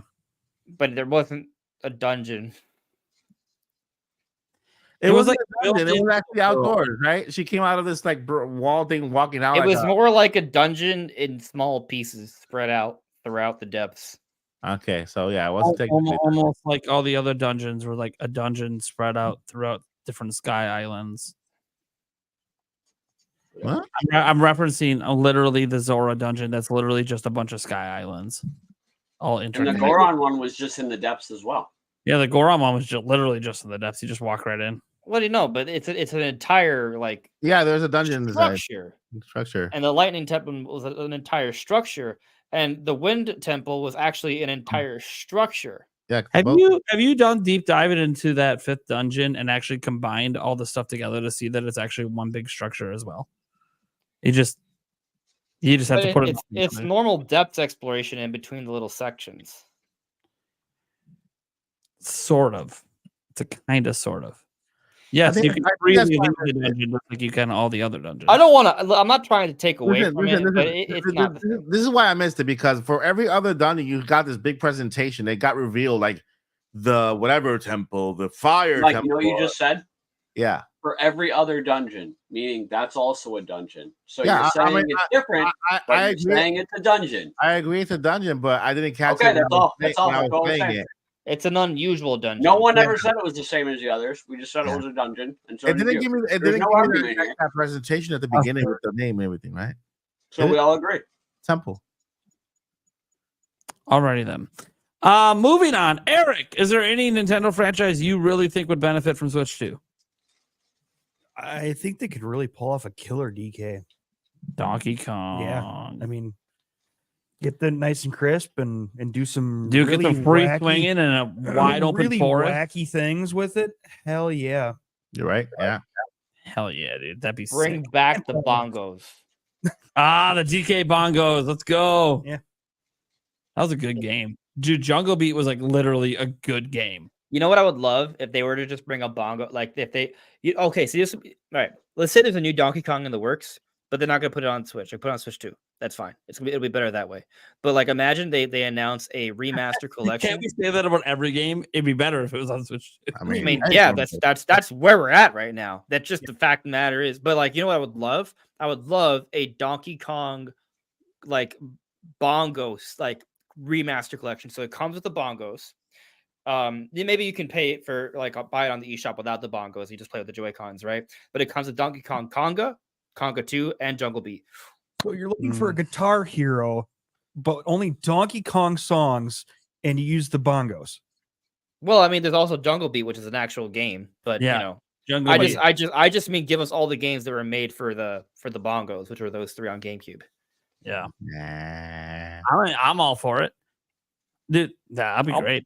I'll spend $80 for it, 60 for the game, and 20 for or, the bongos. or they could just add the games to NSO and sell us the bongos like they did all the other controllers. Oh, that I Of course, would. you wouldn't be able to get them because they'd be sold out. But Also, that's GameCube, so that would people would be flipping yeah, out. people go nuts because GameCube NSO. Yeah. Well, Saying. I've been preaching it, dude. so, but Eric or Next door. RGT85 apparently. So like, what do you think they could do for Donkey Kong on Switch 2? Like, how do you think they would evolve the series? Ooh, that's a good one. You know, if they gave it the Mario Odyssey, type treatment, give it a little bit of semi-open world, I think that'd be cool. Allow you to, swing around on vines and things like that, and I think it'd be a step in the right direction. I mean, obviously going full Breath of the Wild on it and having a wide open world would be even more insane, but I'll settle for open levels. Yeah, I mean, you could replace opponent with Rambi, and there you go. Yeah, Rambi the right now. I think Donkey Kong should be open jungle. Yeah, Yeah, that'd be great. open jungle. Like it just stuck in a huge island with a huge jungle, and that's it. Yeah, like it's not actually like really big compared to Yeah. like Breath of the Wild, but it's very dense. It's Mhm. very dense. Yeah, that would be super cool. Yeah. What's interesting about like mentioning Mario Odyssey though is that Mario Odyssey, and I know like I think we talked about this a few weeks ago actually. Like it almost feels more like a successor to Banjo-Kazooie than it does to Mario 64 from like a gameplay perspective. And what's interesting about that is that Rare, while they did make Banjo-Kazooie and Banjo-Tooie, they also made Donkey Kong 64, which feels very similar to those games. So if you were to kind of make a Donkey Kong game sort of loosely based off the Mario Odyssey gameplay scheme, it would in some ways kind of feel like a spiritual successor to Donkey Kong 64. But Well, see, we would it's hope they would do it interesting you right. Say that, Andres, because I was actually thinking that too. How like the last 3D Donkey Kong we had would be really bad if they did the same thing. Like that's an antiquated game style. Like Why is it antiquated? the collectathon. 3D platformers are not, but like the collectathon genre very much is. Sure, but I So I guess just don't want it to be like that. I understand, but Banjo-Kazooie, Banjo-Tooie, Mario 64 aren't considered bad games. Donkey Kong 64 is. I think Like Well, there was a reason I why don't- Donkey Kong yeah, I 64 don't wasn't think- considered as good. But Mario Odyssey isn't a collectathon in the same way because there's so many different like types of gameplay built in it and so many different kinds of challenges that it's such a strong variety.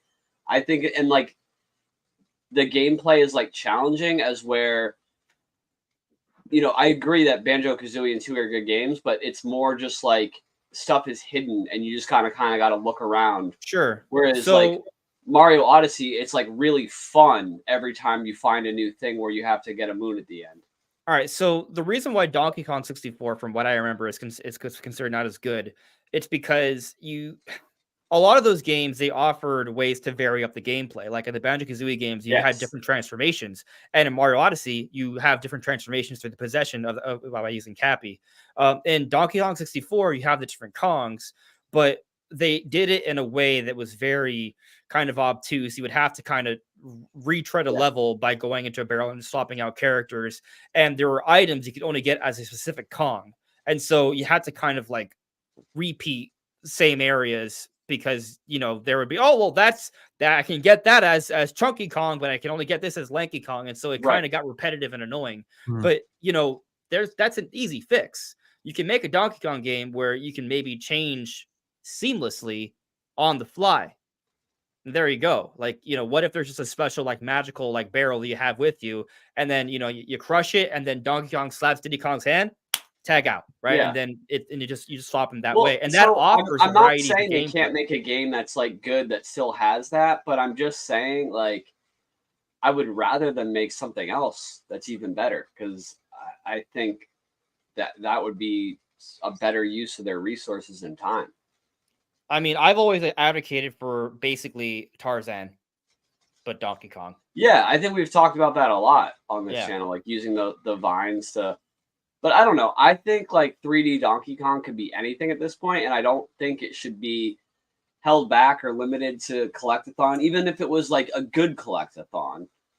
When the franchise has been gone for so long, and there's so many new types of like video games out there since the last one came out, it's crazy. I would love to just see like them come up with something really fun because it's Nintendo. It's going to be like good.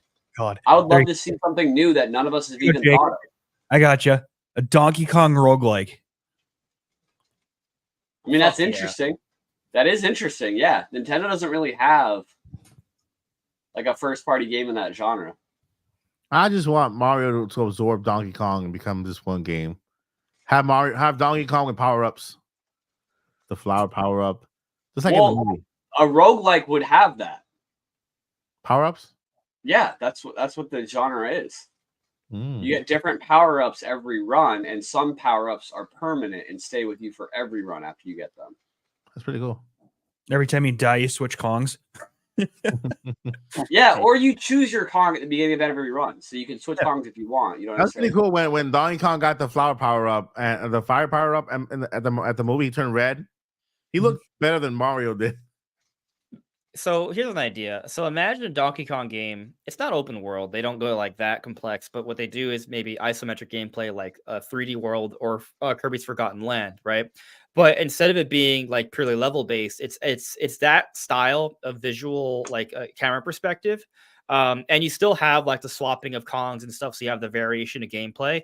But and there's like you're trying to get to the end of the level where there's you get to the end of the level, that's what you do. But there are like secret coins you can get. It's very similar to how 3D World and Kirby work, but it's a Metroidvania.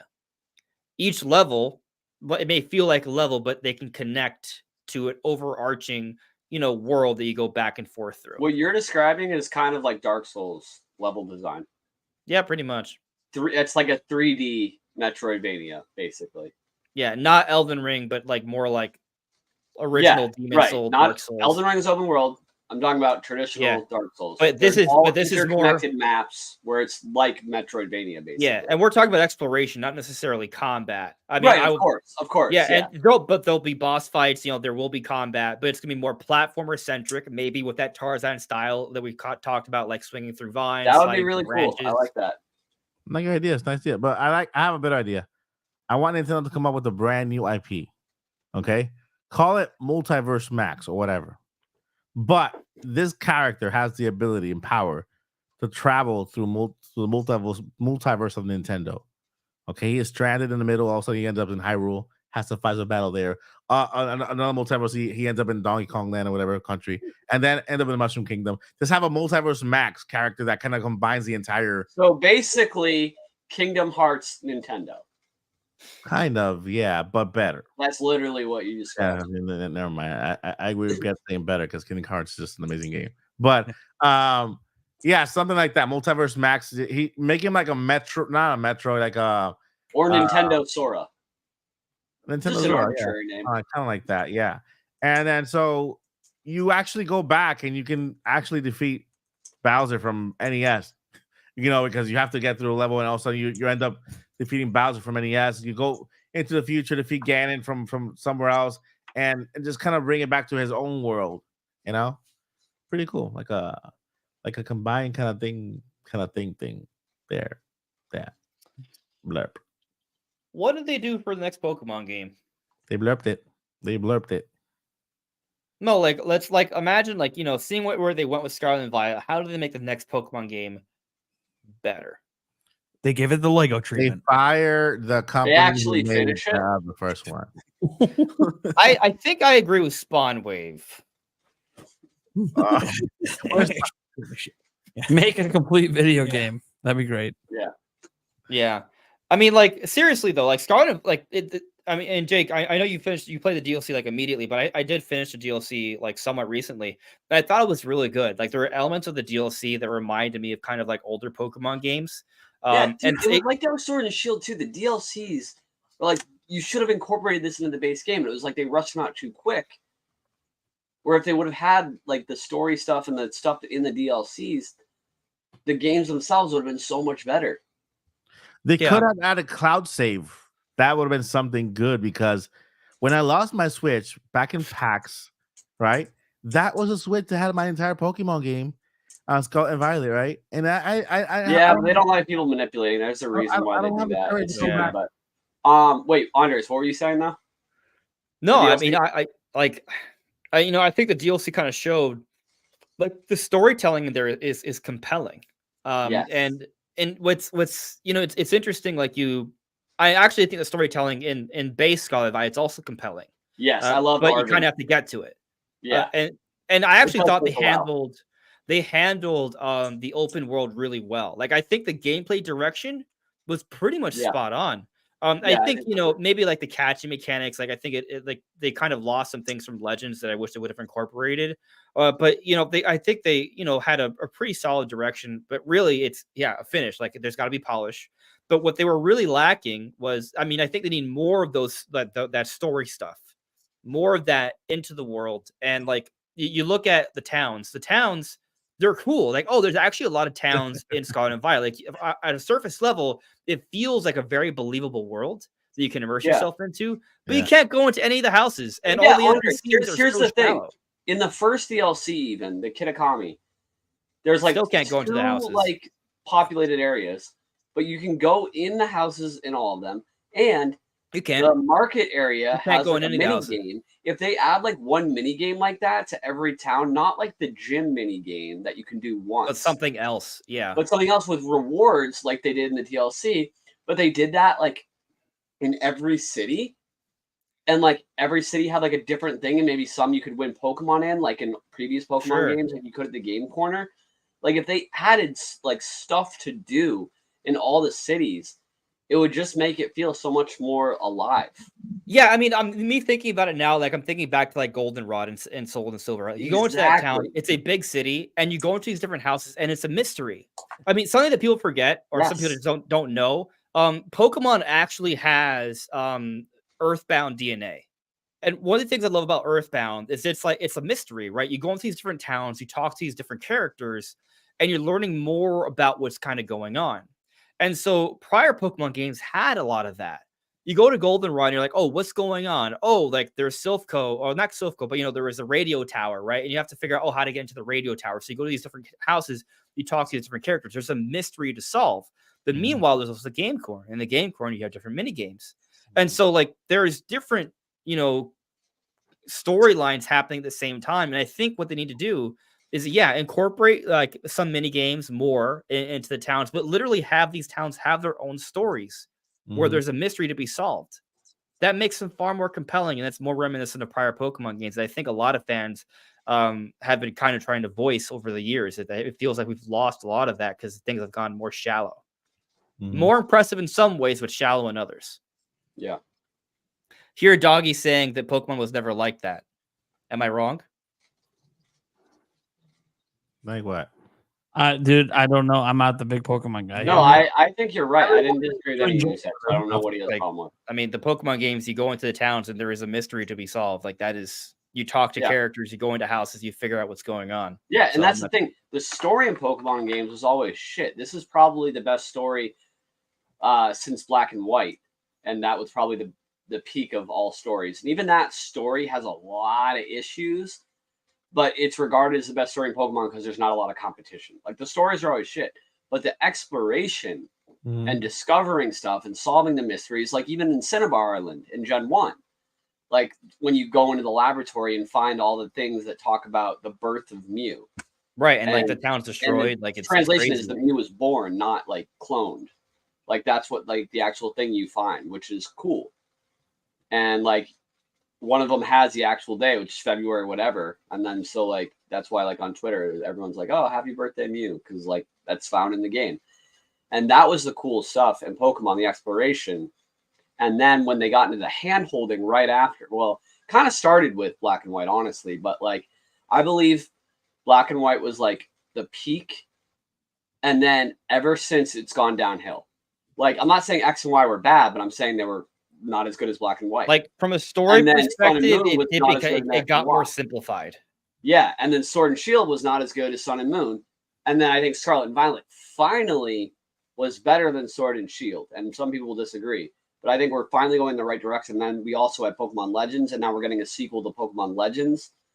And I will say, even though there's a lot of controversy in a lot of the Pokemon company's decisions, their games, the way they don't complete them, I will actually give them credit that for years, they have always listened to the fans and tried to give a product that they are asking for. Because after X and Y, everyone was like, we are done with gyms. Can we just have some kind of Pokemon game where it's not go get 8 badges? What did they do? They made Sun and Moon, and they actually listened. And then like people wanted it back, so they went with Sword and Shield, and then they added the wild They area. gave us more gyms in Sword and Shield. Well, yeah, because people wanted it back, because then they were like, we Yeah. don't like this actually. And then they were like, we want more of the wild area in Sword and Shield. We want more stuff like that. We want more of the mechanics from. We want we want more overworld encounters. So they took Scarlet and Violet and made the whole game like that and made it open world.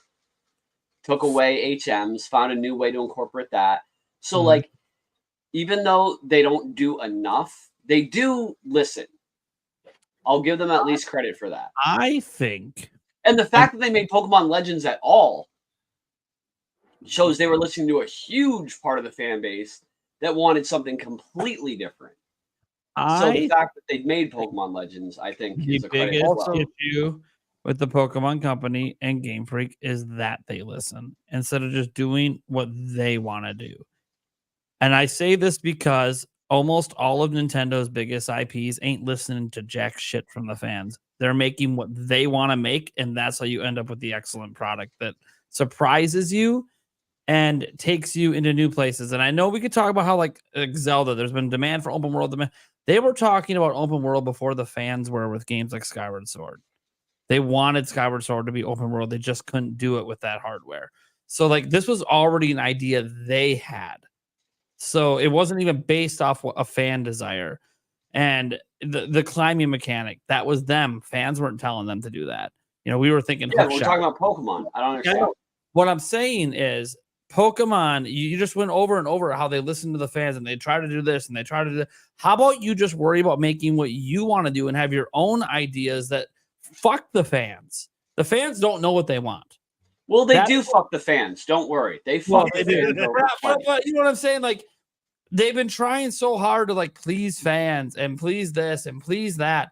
And but at the same time, they don't. They're like, all right, we're not going to give you every Pokemon. We're not going to do a living like We're I not going to think update the should not models. listen We're to not going to fans do any of anymore. this. So we'll Make give you the game this. you want to make the damn game you want to make, and that's usually how you get the best product. I agree. It's like they feel restrained. But They don't they innovate. don't want to do that either, Nate. They want to make sure they get it out in time for the next card game set to come out, for the Well, to next be fair, the anime to card be out. That is based on the time frame that they give the Pokemon Company. Right. So they decide the time. They could just Yes, make and they different- decide that they're only going to need that much time because they can make the anime that fast, they can make the cards that fast. So they decide that they need to make the game that fast. That's It's not all about really- money. Yeah, you're not wrong that it's all about money, but they've literally explained in interviews that Game Freak sets their own timetable, and then everything's based around the timetable they set. Okay, it's so not, this though, is this because is what it's only- I think you're both right and both wrong. I think you're all wrong. Well, okay, all right, fine, Right. fuck everything. But I think the fact of the matter is that Except for RGT 85 is on point. I just want to say that Nintendo in general, they do march to the beat of their own drum. Their games do they think of their own games. They have their own creativity and ideas they put together.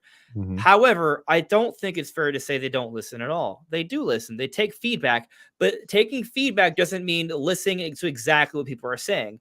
You hear what they're saying, you factor it, but it's not going to be the ultimate decider. And so it's a combination. And when it comes to Pokemon, I do think they listen to fan feedback. They do care about that. They also come up with their own ideas, and they also do dumb shit like, rushing games out for every single year when they probably shouldn't. But at the same time, the money's there, so it's kind of hard to argue with the money stuff. I But just wish, honestly, what I wish is that if they need to do it like this so they can sell as many games as possible, keep cranking them out, fine, do that. But once every 3 or 4 years, can we just get that huge, awesome Pokemon game we all really want? So you can still keep doing all this bullshit. Everyone that buys it will still buy it because it's Pokemon. I But, feel like I am getting that because they did Legends and now they're doing another Legends. yeah, well, Legends felt like a tech demo to me. And I hope the next one builds on it in the way Tears of Kingdom built on Just Breath of the my Wild. favorite Pokemon game of all time. Thanks. Thank you for saying that. I heard you. I don't care. That's what it felt like to me. And I just want them to make for example, what we've always really wanted for a long time is multiple regions, like they haven't done since Gold and Silver, where you beat it and then you beat Kanto. I want that ultimate Pokemon game where there's no gas station Pokemon centers where you can walk in all the buildings. Honestly, I might want another 2D Pokemon game.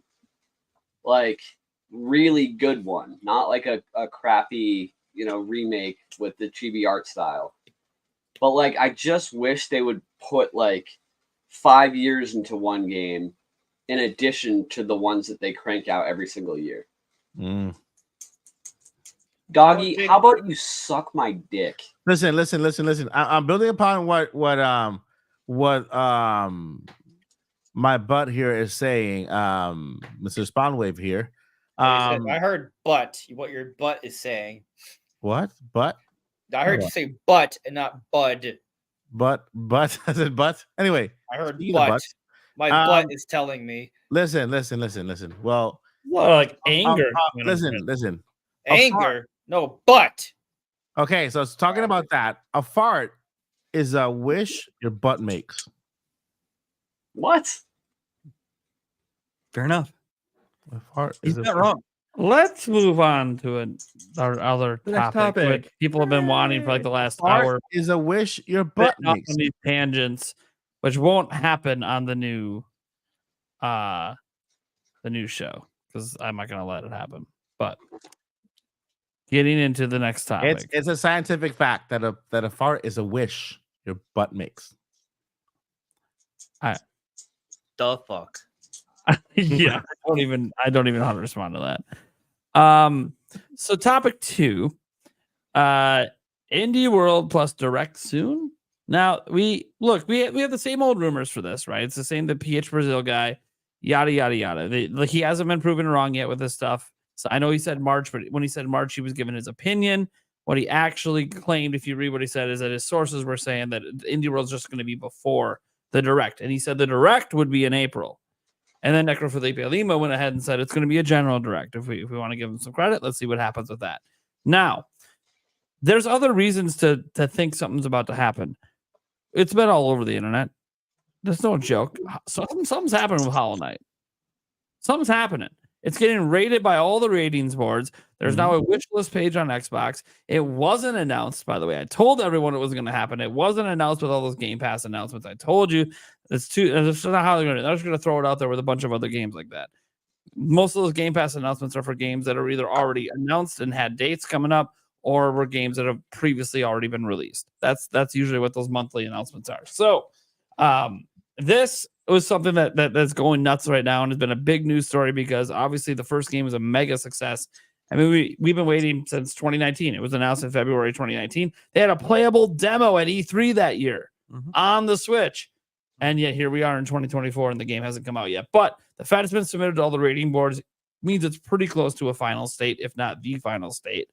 And now you can wish list it on Xbox. I'm sure it'll start popping up at other shops as well over the next week or so. Somebody say There's that. That is suggesting an Indie World or Direct. It might be a big enough indie game that it would be in a Direct instead. We do know that there's rumors out there for a Sony event. The Sony event rumors are for next month, not this month. So if it's going to be in the news this month, it would probably happen at a Nintendo event. Xbox recently had an event. Also, Dead Cells, the developers of that game, went ahead, Evil something. They announced a new game literally today. And there's a rumor from Tom Henderson at Inside Gaming that they also have been working on a new Prince of Persia game. And that is obviously stupidly exciting because Dead Cells is amazing. And Prince of Persia, according to Tom Henderson, we're about to get. I've been playing actually a lot of Dead Cells lately, and they have all the Prince of Persia outfits in that game now. Yeah. So apparently, and there's a whole story behind that. But the reason I'm bringing that up is that Tom Henderson has said it's going to be revealed this month. And Ubisoft, who is the IP right owner, doesn't have anything going on until the Ubisoft Forward in June. So they're not doing it. If PlayStation doesn't, Ubisoft, whatever. If PlayStation doesn't have an event until next month, according to what the journalists are saying, that really only leaves Xbox or Nintendo to reveal a third-party game. So that also could push towards a reveal at an event because, hey, the last Prince of Persia game that came out in January that also the Lost whatever was received very well, and that's on Switch. So one made by this company would perceivably also be on Switch. So there's a possibility there. So we have a couple games out there with the really heavy rumors and information, and even Silksong's not really rumors. That's just literal stuff that's happened, suggesting that there's reveals happening this month. And then you have that Nintendo has nothing past June. Now, I know the biggest thing is, well, Nintendo doesn't do anything in April unless it's like an Indie World or whatever.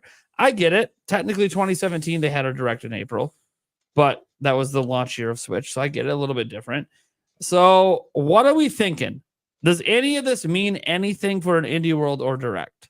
Yep. I mean, Nintendo's already off script this year, so anything could happen. April could be a Direct month so that they can announce the rest of 2020. When it comes to Switch games, right? And they only have to announce about 4 or 5 games to fill in the rest of the year, and then they're good to go, right? I want to know 4 or 5. I think more. Technically 5 games if they always leave December open. Well, December usually has something, but something small that they don't necessarily have to announce in April. So is it first party? It'll be a published Nintendo title. It'll just be something we just don't care about, like Fitness Boxing 3. Which may have already released. Whoa! Speak for yourself, buddy. All right, fitness boxing. How many fitness boxings do you have? 2. Okay, they're right back there. Liar. Go get him. Prove him wrong. He does have a lot of Switch games. Liar. Man. So I'm basing this off. Oh, there you go. There you go. Didn't take me long either. I got these puppies already. Audio listeners, he just busted out both fitness boxes. So basically, I'm basing it off like on 2023. There was no game. Speak for yourself. There was no game in December. 2022, there was no game around in December. 2021, December 2020. Yeah, December 2021, there was a big Brain Academy, Brain versus Brain. and then 2020, and 2020 this We should play was poker the together. lucky year.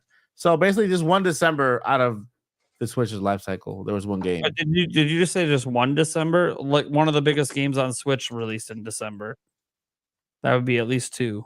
Let's see here. Going back. Was a December release. Okay, we have Big Brain Academy in 2021.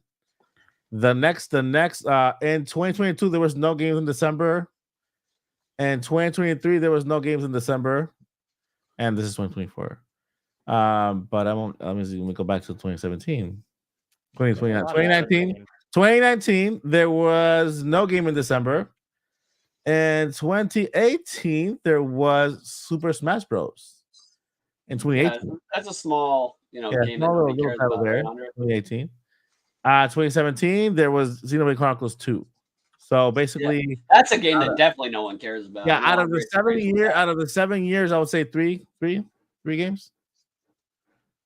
So yeah, Wow. just 4 I want games. to double check that, but 4. Yeah. I mean, I'm Doesn't not pressed at believe. Nintendo.com looking at Yeah, looking at the I mean, schedule. It's not off the top of my head. I'm reading. yeah. No, but I mean, I think the point is that there could be a December game, but there doesn't have to be. And Yeah, I that's mean, valid. yeah. So I'm saying it's all speculation right now. Nintendo can just announce all their games in December if they want to. It's funny. You said, I by the way, I'm not going to fact check every year, but literally, I remember you saying like 2017 didn't have one. I'm like, Xenoblade Chronicles. He said Xenoblade. Yeah, I said Xenoblade Chronicles. Oh, you said Xenoblade? Okay. Yeah, he literally said 2017. Hey, now, Xenoblade Chronicles 2. let's calm down. He was But back. yeah, good listening skills. I'm sorry. Oh, it's okay. We're all wrong sometimes. Just Yeah, you were yeah. extra Yeah, wrong just that like you time. yelling at a member in my chat. That was the wrong thing to do, too. But Yeah, the guy that told me up yours. Yeah, I was yelling at him. yeah, he responded to you saying nasty Did you things. see what he said before that? Yeah, he just disagreed with you and said you were wrong. That's not what he said. I literally read what he wrote when he said that, dude. I would appreciate if you would not insult people in my chat. That's what I'm saying. All right, you No. guys have a good night. I'm out. Later, Jake. Yeah. So with that, let's say from last year, this we had 2 games in November though, so Nintendo can do two games. They had 2 games in October also, Mario Wonder and Detective Pikachu. And then this September they had F-Zero. Well, that's not technically a game, right? That's online. Pikmin 4 was in July, and then Pikmin 2 and 1 was in the summer in June. So I mean, Nintendo can announce a couple of games. I could say maybe Metroid Prime 2 and 3. With the announcement of Metroid Prime 4, then Wind Waker, just to throw a game from Zelda out there, and I think that's about it to finish off the year. Like a smaller game after that, that doesn't have to be like a big title. Or what people are I keep seeing comments, Mario Galaxy 2, is it? Mario Galaxy 2? Be awesome. Yeah, a lot of people don't want that game, Mario Galaxy 2. So I haven't played either of them. So what's the difference between 1 and 2? Galaxy 2 is more streamlined. So like in Mario Galaxy 1, you have like a bigger hub area. The hub area has been greatly reduced to like a ship. And so there's less secrets to find on the ship Yeah. itself. But there's still a variety of gameplay within the levels of Galaxy 2. Some people prefer it because of that. And also Yoshi. You got Yoshi in Galaxy 2, and Yoshi has different transformations as well, which are pretty cool. And so it's basically just more Galaxy 1, just different variations. They explored even more Galaxy ideas and variety. So Okay. they're So both great. The main gist of Mario Galaxy is just kind of going through planets and collecting stars, just like any other game, right? Just collecting stars and moving on to the next world. Pretty much. Yeah, I mean, if you want to oversimplify it, yeah.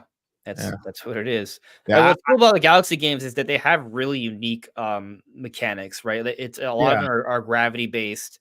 I would say the Galaxy games have some of the most unique like levels in 3D platforming ever. Like even by today's standards, the Mhm. Galaxy games are still pretty unique. So it's pretty cool. That's why I haven't played the game, because I remember I tried playing it and I got dizzy playing it just because of Well, the I mean, how it there is a moves. little bit of that. That is Yeah, fair. Yeah. yeah. But yeah, I mean that's what I think for the year. I think I mean Nintendo has released more than 2 games in like last year they released 2 games in November and 2 games in October with Detective Pikachu and Mario Wonder. I mean, I guess 2 good games, and WarioWare Move It and Mario RPG. So not sure if they're gonna go that many games from July, August, September, October, November, 5 months, right?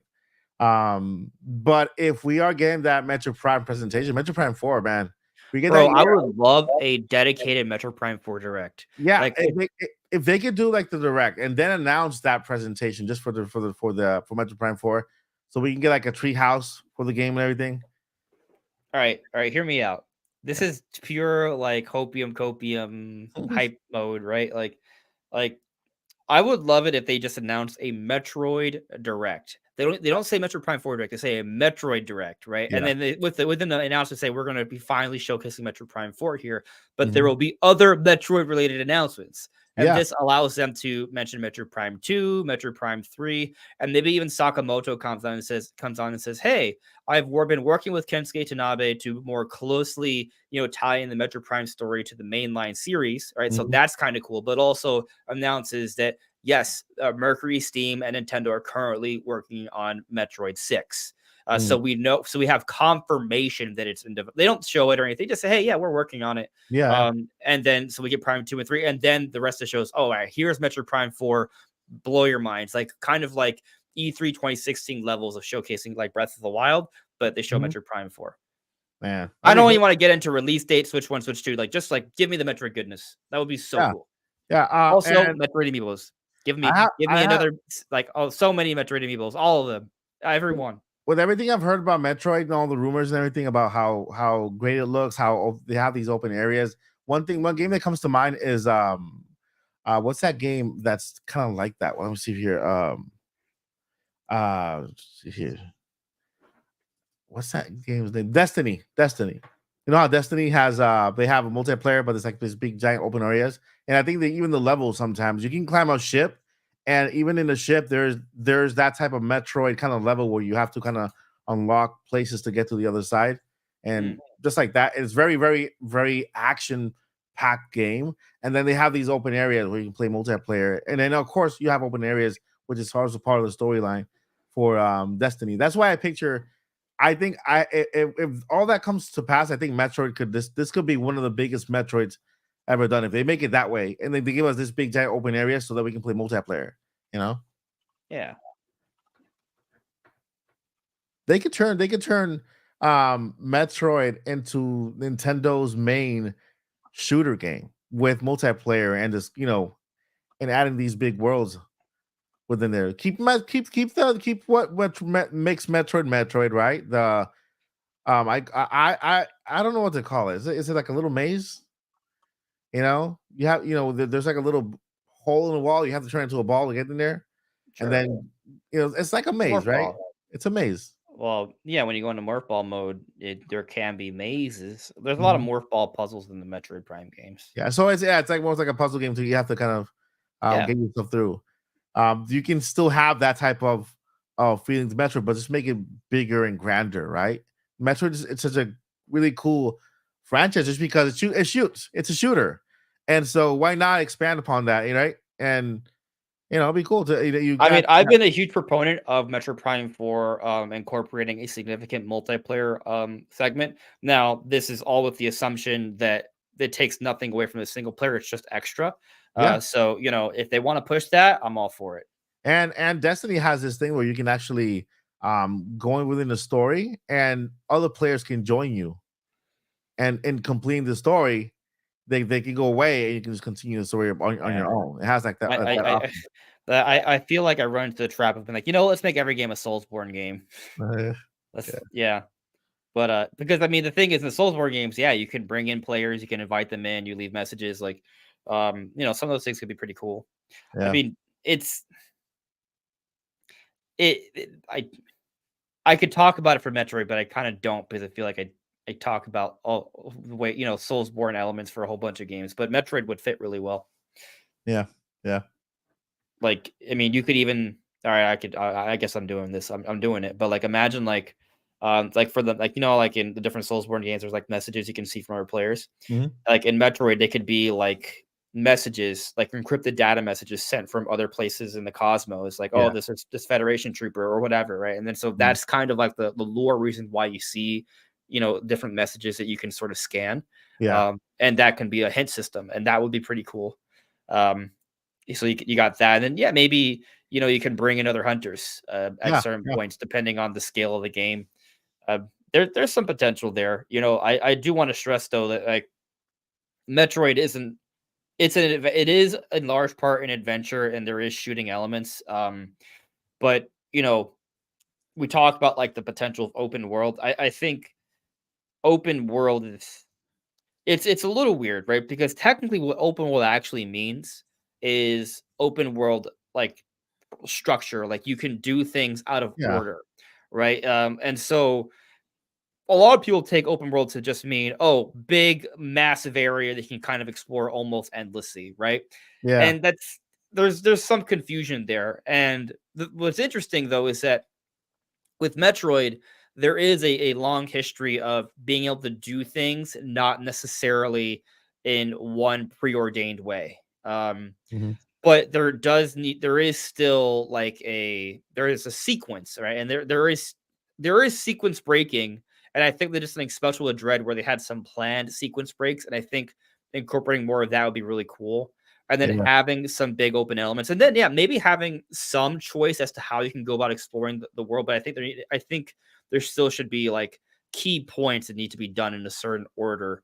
I think Yeah. it's kind of the best way to go about it. And there needs to be a lot of those like close corridor moments, not just big, massive areas to explore. It needs to be a blend, really. Yeah. Yeah. I never thought of Metroid as an open world game. I thought of more like as an open zone. Just make bigger zones to explore.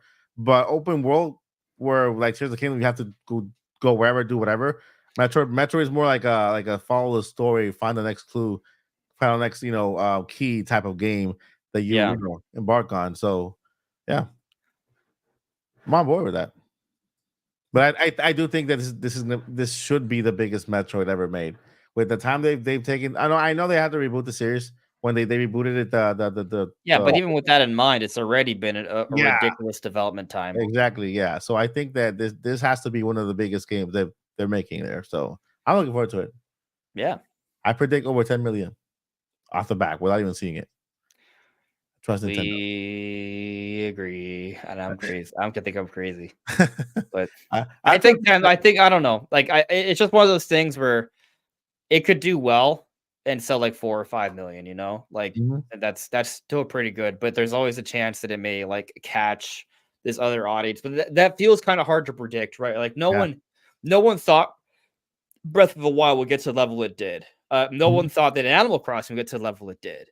Mhm. And but it happened. It just turned out that there is an even greater size audience out there that we don't really see on the internet, right? So it's kind of hard to sort of predict if Metro Prime 4 will be there or not. Like you Yeah, can look at Pikmin 4, right? Pikmin 4 has reached a new level, but Mhm. it's not that level where it's getting 10, 15 million. So, Yeah. like can they even get Pikmin 4 to that level? I don't know. But Pikmin 4 is now bigger than it ever has been. And that's great. Yeah, it'll continue to grow. I mean, Pikmin 4 is technically still a brand new game, right? Sure. I mean, who knows? Maybe Pikmin 4 has an evergreen status, and a couple years from now, it does approach like 8 or 10 million. Yeah, and I feel like every game has had that one game that just pushed them over the limit, just like Breath of the Wild did for Zelda. And so Metroid 4 has that potential of being that Breath of the Wild game that pushes Metroid into the next level and into the Yeah. mainstream media, and especially now with Nintendo taking over theme parks and taking over movies, we get Metroid is a crazy franchise to make a movie about, right? it can be live action. It could be like an alien type of this, you know. It would be one movie. of the best Nintendo movies that possible. They just need Metroid to be big enough of a brand to be worth it. Now, Yeah. if Metroid Prime 4 starts selling if the Metroid game starts selling like 8 to 10 million copies consistently, then I would say, yeah, you know what? It's time to give it a movie. You know, But in a way, Metroid is a kind of franchise where they don't really need the franchise to be that big because it's already a great enough story. It has a character, and so if they take it to the mainstream media, they hire a great actress. She has to be well known, right? They put really good actors behind this, and they kind of give us this really big action adventure movie in space with Metroid and having Samus and everything. I think the movie itself can literally push Metroid onto the atmosphere and bring that franchise like up like crazy, and then put that into the theme parks and going into a Metroid kind of ride or whatever, right? Where you kind of put in like it could be like a roller coaster kind of ride. You put a suit on, and then kind of be a really cool ride for Metroid, right? So imagine you are maybe on a Federation ship, right? And so it's a small Federation ship, maybe going through like a planet it's like a planet that has like a lot of futuristic pieces and it's getting destroyed, right? As you ride through. And it's kind of you witnessing the fight between Samus and Ridley. And so you're flying through, like there's a lot of, fire and effects and all this going on. And you just at different moments you see it's scary at certain points. Like it's dark, there's smoke, there's fireworks, and then all of a sudden you see a flashlight, and then Ridley's like right there about to get you, and then you see Samus come and like blast him in the face, right? At the last minute. Yeah, and then at the very end, you think Ridley's about to get you guys before you're able to escape onto the bigger ship to survive the exploding planet, right? But Samus comes in, grapples Ridley, and you see like Samus like rip Ridley and throw him into lava. And so there's this moment where people, maybe you cheer, right? And so then you guys escape, but then it leaves you with this like question: oh, does Samus make it? Because Samus is the hero. She saved you guys. And then you see the planet to get destroyed as you're riding off on the ship. And then at the very end, you see the Samus ship fly out. And the trademark thing that happens at the end of most Metroid games, where you're not sure if Samus makes it, but then you see the ship fly off the planet, and that's the end of the ride. That would be so good. Let me add something in between. Have you ever been to this? There's this ride in SeaWorld where you get inside this dome. I need to go to SeaWorld. I haven't been to SeaWorld since I was like 5. So there is this dome where when you go in, you're a little turtle, I guess. You're hatching a little turtle, right? But the entire world is around you, so it literally makes you feel immersive all around you, and that you feel what it is to live a life of a turtle. But let's say you get off that ride from Metro, you get off you get off that first ride for Metroid, then you enter this dome and you're actually on your feet, some kind of like a tag kind of thing, like a laser tag kind of thing, but you're in this dome and you're actually in the world of Metroid shooting, all the aliens around you. That will lead you to another ride, and that's where like Samus is leading you towards another ship that you're supposed to go to in between these other ships. Okay. And so you're actually outside, shooting all these aliens and trying to get to the other ship, and then everything you just said happens in the next ship. So it's a ride that makes you get off on the planet, right? Shoot around you, try to get around you. Cool. Yeah, and then a little bit of interaction, which makes sense for Nintendo part because they like the extra level of interaction. Yeah, they want you to kind of get on your feet. So basically, you get on your feet. Maybe you could even help Samus against Ridley. Like there's moments where you have a little blast where you're kind of shooting Ridley a little bit, and there's like maybe even like a score you get at the end. Yeah, there's been a few rides like that actually. That'd be crazy. Hopefully, and so I forget which is it. I know it was Disney something, but I went on one of the Star Wars rides. It was extremely interactive. Like it was based off one of the new Star Wars, and there's multiple ships you get on at different points. And so there is like this sense of space exploration. So this concept has been done before. All these concepts have been done before, but it's like marrying it together. This would be so good. Yeah, I'm telling you that there's so much potential behind that franchise. Nintendo could do, movies, theme parks. And all we got to do is have Metroid Prime 4 sell 10+ million. Alrighty then. It's a hell of a goal. wait, I'm just getting. Wait, where's Waldo? I'm Waldo. Onuma ain't Waldo, and I'm not Waldo. I just noticed. Boo many. Boo Mini Boo making Mini. the rounds. Sick. So, yeah. Look, this stuff seems to be pointing towards some sort of direct or some sort of indie world or both. We don't I really just know. realized we wanted a massive Metroid tangent. Yeah. It's Sure exciting, did. dude. It's exciting because you're thinking about the next possibility of the next big I mean, one. the direct might have Metroid. But I do appreciate that's kind of what started the tangent. Yeah. Yeah. Anyways, all right, guys. I think that's going to do it for the show. Actually, I could extend it and bring up some other stuff, but I think we're at a good point right now, and I want to thank Andres and Mike for kind of carrying it for the last little bit here. I do appreciate it. We will be back next week. We got 3 episodes left in season 2. So we'll be back again next week. We got Saffron City TV and Thunder Steve 85, the mustachioed man, coming back. Kind of perfect because Sonic 3 wraps on their shooting, and we're gonna have the Robotnik mustache come. I'm just look, it's gonna be pretty sick. It's gonna be a good episode. So I hope you guys look forward to that. Go around the room, let people know who we are, where we can find them, and what we got going on. Such as Mike apparently leaving the news business forever. Well, I am leaving the news business as we know it. I'm going into it in a more comedic sense. I'm still talking about the news, but not the same way we talk about it. I guess as you know, it's not gonna be my bread and butter anymore. Hopefully, I mean, you can't ever say never, right? Because we try out new shows. Some things work. I've tried a couple shows, hasn't worked. I went back to Odyssey News, you know. So the Mike Odyssey show is still a pilot in the works. Hopefully, it works out. It's gonna be about 10% news and 90% evergreen content. 90%. So 10% news, 90% evergreen content. I hope to have all of you on the show. Eric, Andre, where's Waldo?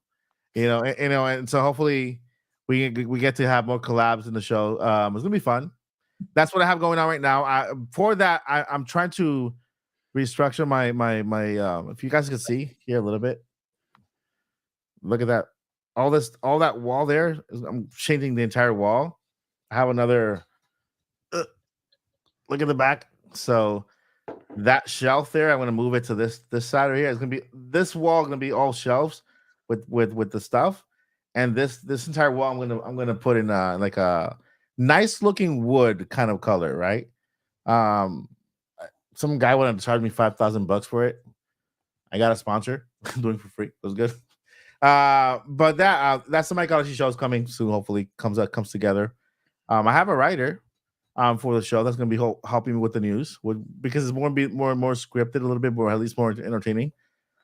Other than that, so far until then, I'm not uploading every day like I used to just because of my eyesight. It's it's there, right? So I don't have a schedule, but when the show starts right now, it's gonna be Monday, Wednesday, and Friday, and then Tuesdays and Thursdays I'm gonna start live streaming. Tuesdays. Yeah, Tuesdays. Andre and Nate don't have podcasts on Tuesday. Your podcast is on Monday, right, Andre? Whenever I want to do it. I know it's sometimes Monday night, sometimes Tuesday night. Yeah, I always try not to clash with you guys. That's why I changed my podcast to Fridays. That way I don't clash on Wednesdays with Nate's. That way, I'll tell you that when I stream, if it's not Monday, it's Tuesday. If it's not Tuesday, it's Monday usually. And then I also stream on Thursdays with some regularity. Yeah. But that's when I do live stream on Monday, Tuesdays, and Thursdays, when I do live stream on Tuesdays and Thursdays, it's gonna be like from 5 to 6. I've never streamed for more than 2 hours, so maybe from 5 to 7. But it's gonna be 2 days a week, and then that's what I have so far. Weekends off completely. Weekends completely off, just so that I can extend my eyesight better. So it's gonna be 3 days of edited work, 2 days of live stream, which you don't have to edit, and the weekends off.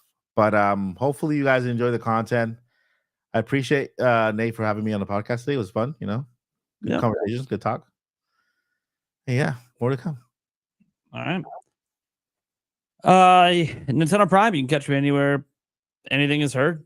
You guys know the drill at this point. If you don't, just type Nintendo Prime, you'll find me. We're It's going to be interesting because there's a slight rebrand of the podcast coming for season 3, which means you can't type Nintendo Prime podcast and necessarily find it, but it'll You can probably. still count it on Prime, and it'll bring up the channel.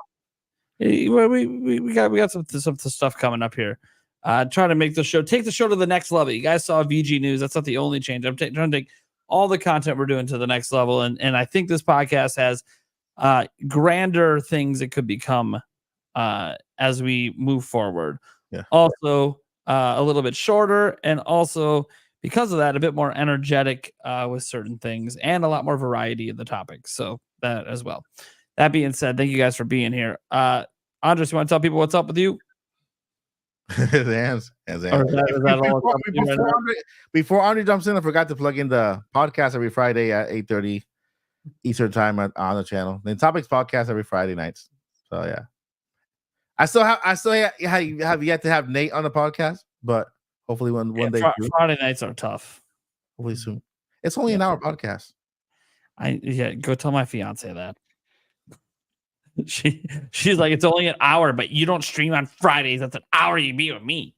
Oh yeah, I respect that. I'm sorry that I'm not gonna get into that. Yeah. So good luck with that. Andres, we got it going on. Anything Bueller. besides getting swole? Bueller. I don't feel 12 right now. I feel dead. Well, that's how you know you're getting the swole is. I'm probably gonna feel that on the lot of journey. food and then Pretty Pass sure up. Andre's gonna be coming up with his own theme song, like the Rock.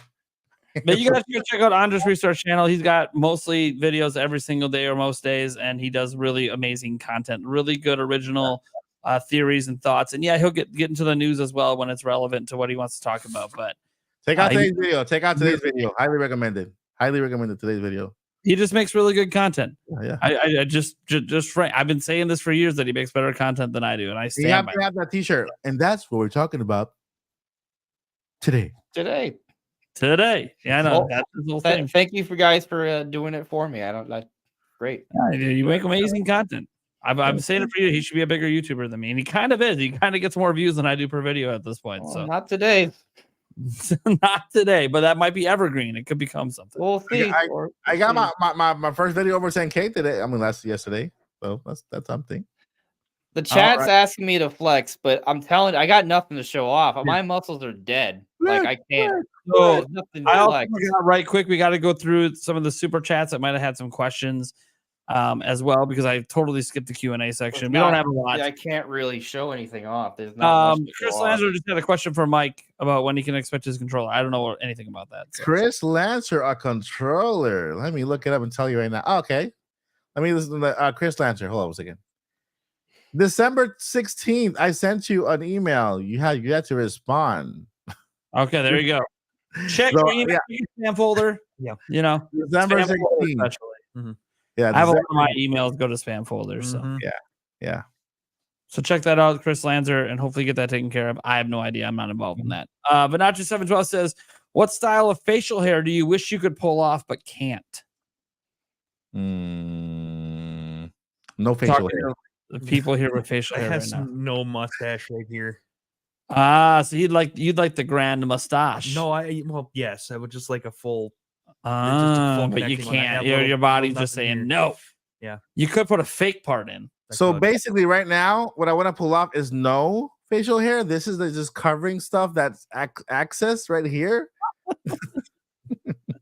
And so, yeah, once I lose weight, then I'm probably gonna get rid of the facial stuff. What about you, Andres? Is there any look facial hair wise you wish you could pull off but can't? Having a goatee, you can't grow one, right? You can barely grow like a beard.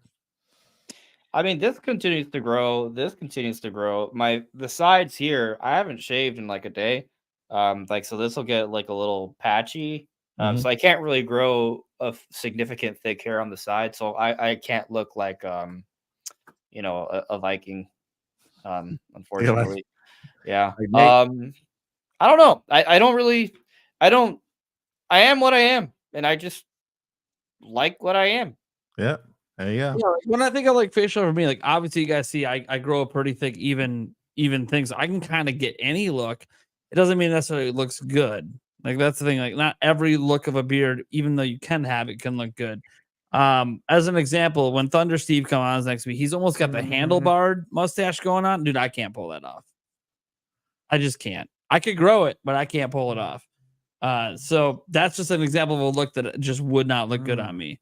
I don't think it fits my facial structure, but it does for some people, and for Thunder Steve, it fits. So that's maybe the only one I can think of is like because I can grow all of them, so it's not like I have a physical limitation. It's just doesn't really fit.